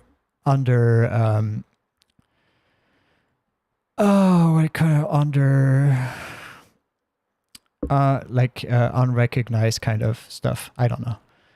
What do I know? I'm not a machine learning engineer. But this also brings me to something, write Python to do token level embeddings. Like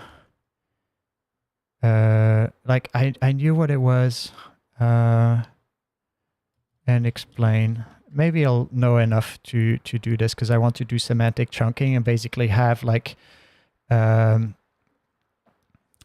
I don't know. I did a bunch of researches yesterday. I really need to print this out and bind them and just like really study it, which I need to do for work. So, you know, not the worst idea. Why is it doing CSS? Oh, right. Yeah, because we're using Bootstrap, but it probably still needs stuff. So yeah, like all of this stuff, like, okay, it's just CRUD. Who cares? It's so fucking useful. It just like turns my stuff from like an ugly little Python script, which is what we started with, right? Like we had like a little tiny Python example with NumPy, and I could have stuck there forever. But instead, look at what we have now, right? Like we added re-ranking to our MCP. We're hitting a local server, but we have the process to port it into Go.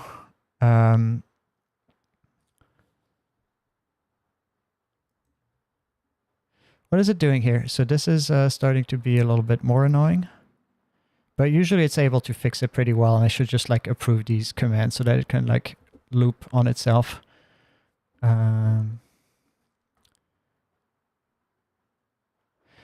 Yeah, it's starting to create like, this is starting to smell weird. Where is this API.ts? See, this is where it starts to get weird. It has created 1, 2, 3 of them. And that's the thing. It has used the wrong directory, so I really don't like that.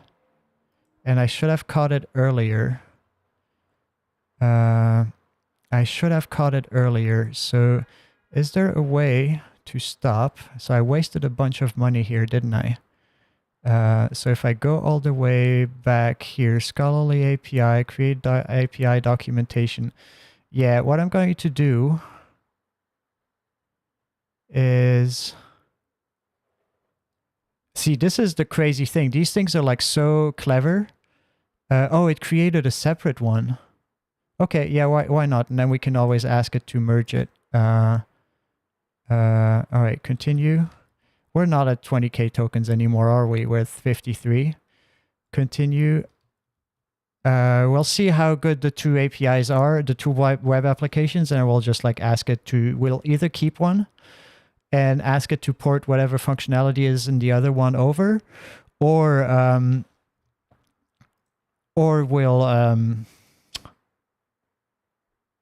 we'll, yeah, if there's one we prefer, if we like both, then we'll see what we do about that. Yeah,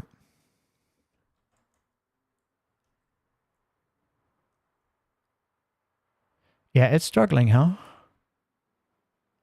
What is it confused about?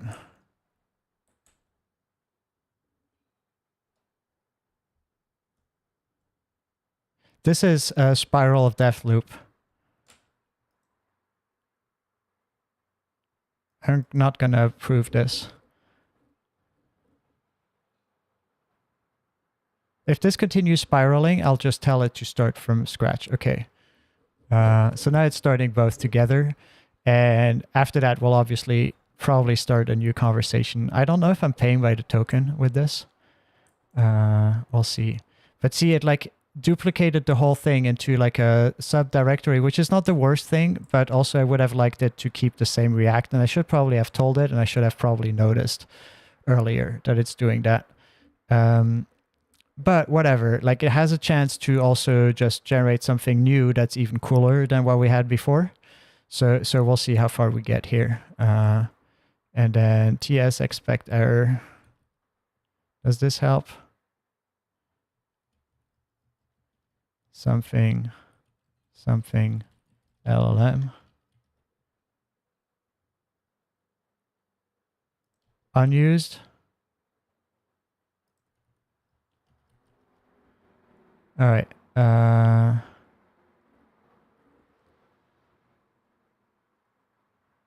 Very clever architecture. Okay, so let's see how far we get with all of this, right? Are we running the API somewhere? We're not anymore. So if I go into Web Scholarly and I do cat start dev, Start dev. And here it didn't build the thing, huh? So it didn't fix the Go and it didn't test it. The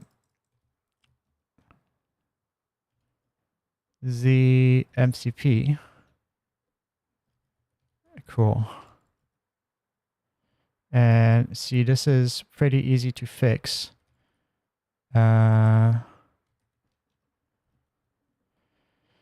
So we're still at 40%. This is wild, but it's just like forward going. Additional estimated token. I don't know. What is additional estimated tokens?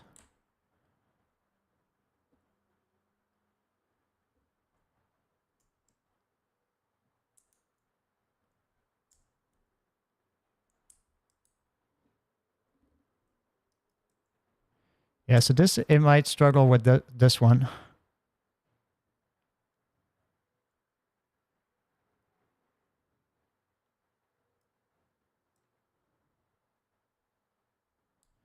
This I can see that it might have to struggle with it because it doesn't know the framework.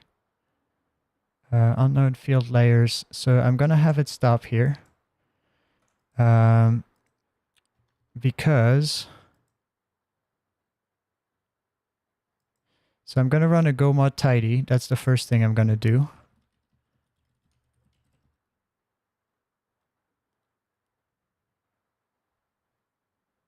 Okay, so that worked.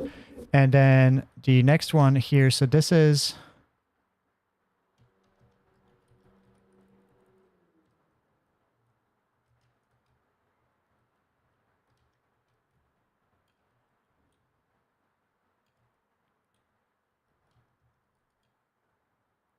Yeah, this is the wrong layers, huh?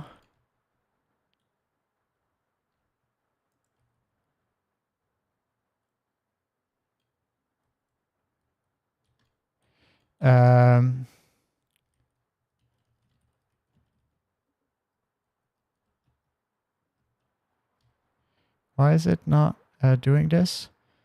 Okay, so here we do need a little bit of help from our additional package. So add folder to workspace, glazed. And so here we're going to say fix this, look at 15 using commands and layers.md custom layer tutorial. We'll see.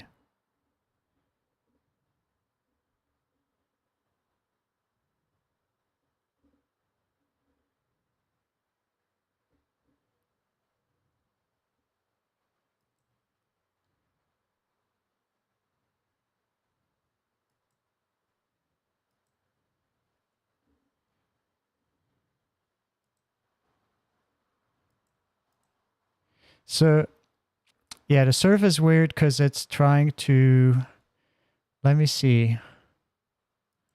What is it actually even trying to do? So the serve command handles search, it gets all the queries. So this is definitely not what it should do. It should be using, and this is maybe something we'll go back to AMP code for, is serve.go. And see, I should have prompted this. I should have caught it, right? Serve.go and scholarly.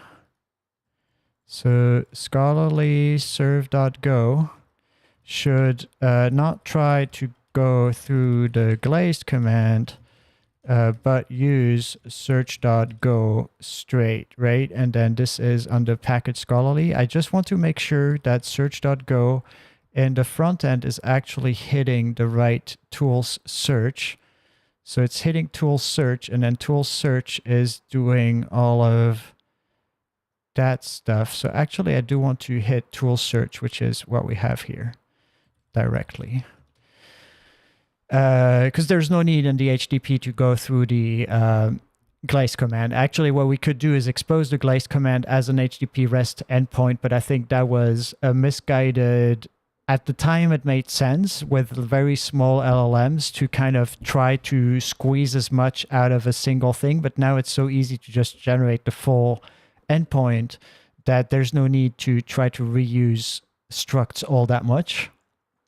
And that was something that I over-designed at the time, but then it also served me well. As long as we had like 4K window context windows, it was nice to have something very compact that I could define as YAML. Now it's almost easier to just generate big ones, but also still having declarative languages that I use to fill these commands. I have other streams about that. If you follow this more regularly, you'll certainly encounter my frameworks. So let's see. Let's hope that it is able to refactor this pretty nicely, and then it looks like we have two web apps that it created. So the agent went, it didn't go rogue. I just didn't tell it to reuse the same app. Instead, in fact, I did prompt create a web app instead, and I was assuming that it would reuse the existing one that it did above, and I think it misinterpreted that as saying like, oh, I should make a separate one like the one above, because they seem to have the exact same structure, which will make merging like pretty easy, right? So that built. So that's cool. Oh, it is even serving the web scholarly dist. All right, yeah, why not?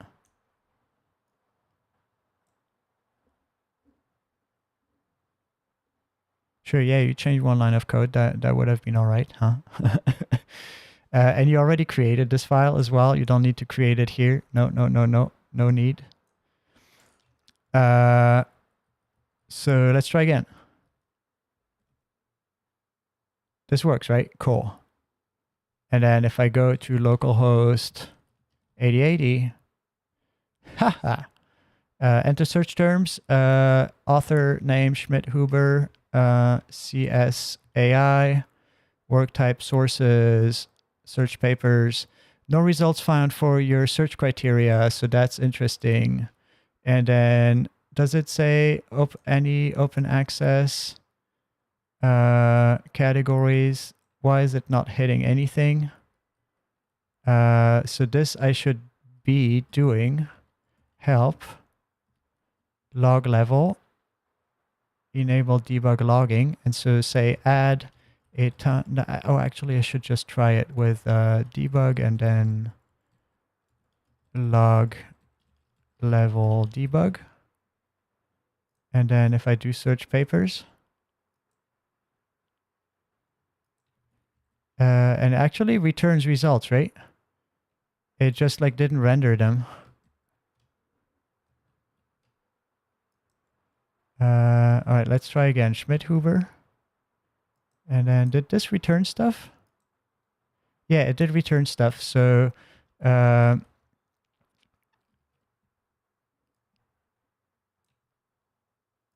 we're gonna adapt that. The React, despite getting results over REST, doesn't display them. And hopefully I can paste the image. Yeah, cool. Image is very important for like web development. And I should look into installing like a Playwright kind of, actually it has support here, doesn't it? Recommended, provides browser automation. This enables through, all right. Let's see if this works.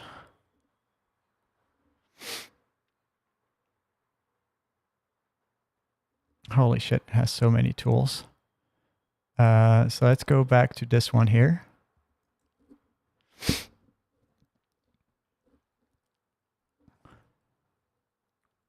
And does this use the Redux store? It does. Nice. So if we go look at state, right, why don't we have state, archive API, queries, get models, and data. All the data is here. Alternatives. So this is get models, then mutations, data, many languages and re-ranked results. We have all of this. Really cool. Really, really cool. I like this. And so here we have all the results, and then we have the re-ranked results, right? No, where are the re-ranked results? Oh, this is a different store, huh? This was the other store. So this doesn't use the store, I guess.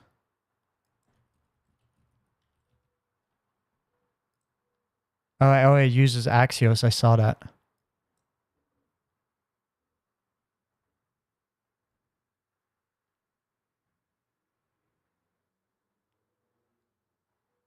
No, bro. This was correct.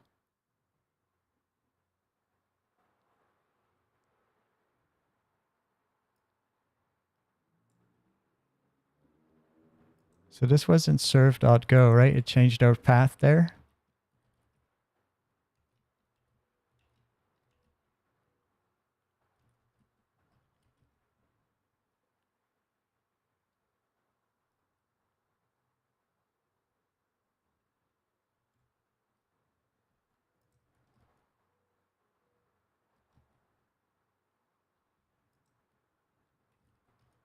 And is it just bun build? No, what's the command that it runs always? Bun run build. All right, cool. So if I reload this,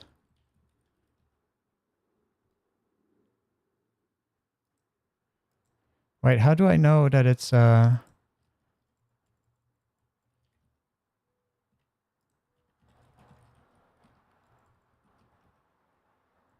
scholarly search, Schmidt Huber, no results required for your stuff.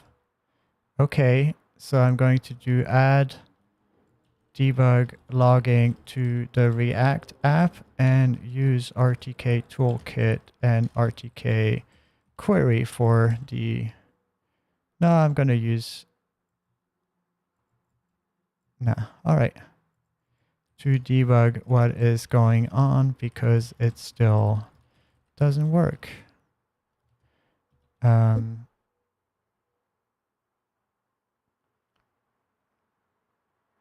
don't know how much like Playwright is just going to cost a lot of money if it starts doing all these interactions with the web thing. I don't know.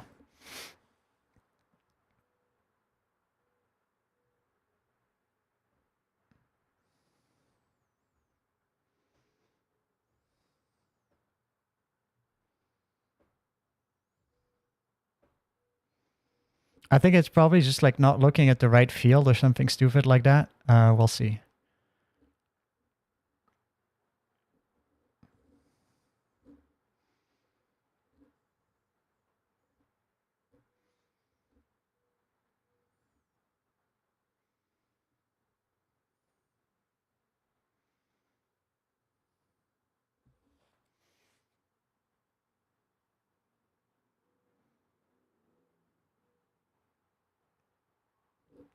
Yeah, the server is working fine. I'm like, the server is working fine. So where's this being called from? App tsx execute search. Is that like in a use query? Okay, so that's interesting. Web app tsx use query from React query. I wanted to have RTK toolkit.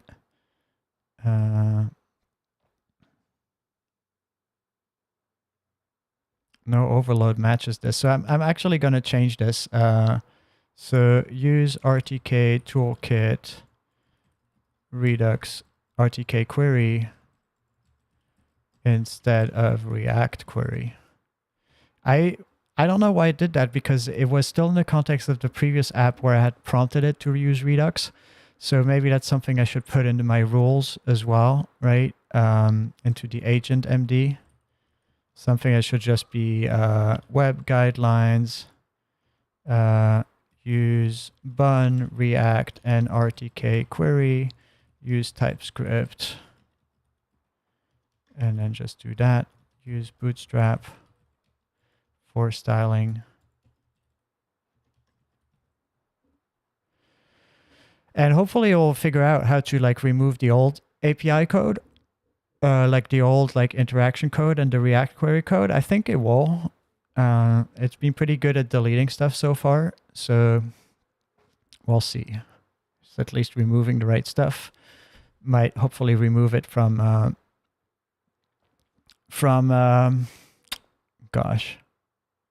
package JSON.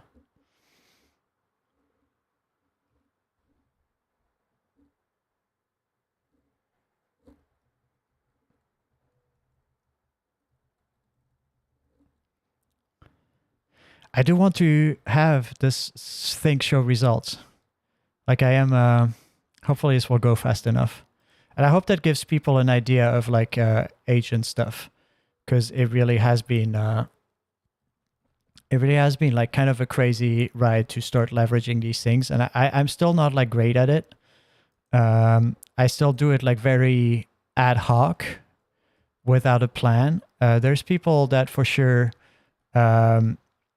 are pretty good that I should read more about, right? So I always wonder what it is about these stubs that that's new to me, that you always need stubs and it's not able to find it in like references. But like if I install the package, shouldn't it have like all the typing information, because it's maybe a library that doesn't have typing information? Is that it? Is there so many still that don't have it, especially like Pydantic? All right, so it's still building. And, you know, it has updated here. JSON parse.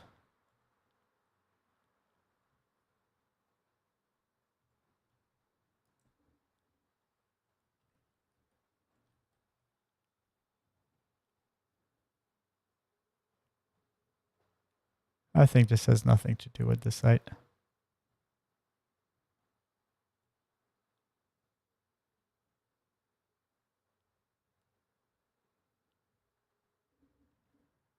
All right, so is it gonna work?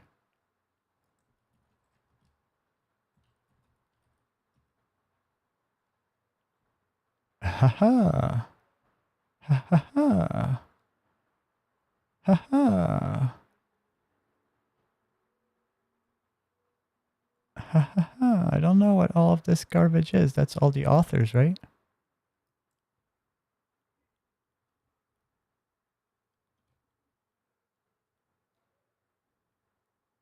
"60 papers found." And then I'm just gonna do like, what's the query intent? The query intent is not in here, right? I need to have a query Schmidt-Hoover's paper on AI. And then is it re-ranked?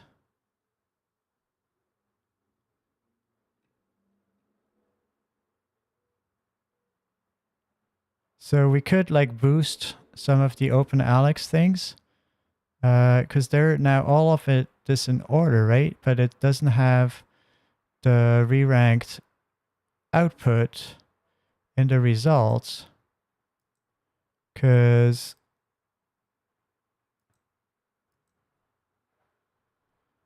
all right, so that's cool. We're gonna commit this though, however. So MCP git add web command doc, and then it's just a lot of stuff. And then we're gonna say Sparkles add local app for querying the search. And in the to-dos, we still have todo.md. We're gonna make like a scholarly one. So web API, web UI for search doesn't seem to re-rank. Then we also have that merge both web applications, and in scholarly is like better weighting of search results. Crossref seems very empty. Then integrate BGE reranker into Go using OLAMA.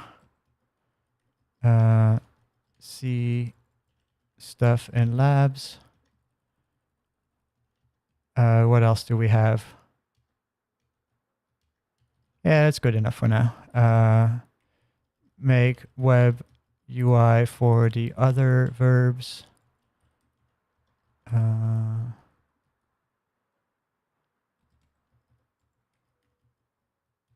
Add query intent for re-ranking. Anyway, so those are all the kind of things that I'll add next time. I'm making a to-do so I don't forget. And then this token level embedding, which I wanted to do while it's writing code, since I'm going to call it a night, I'll be for another time. I think it's the output hidden states. That's like the big deal. Semantic chucking finds natural breakpoints in a lot of things. So that's great. That's going to be for another time. And all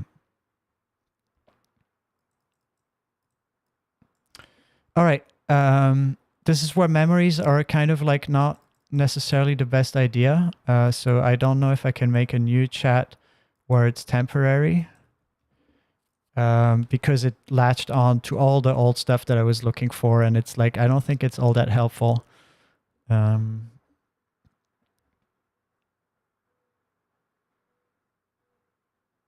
right, well, you folks have a good evening, whoever is not watching, and see you next time.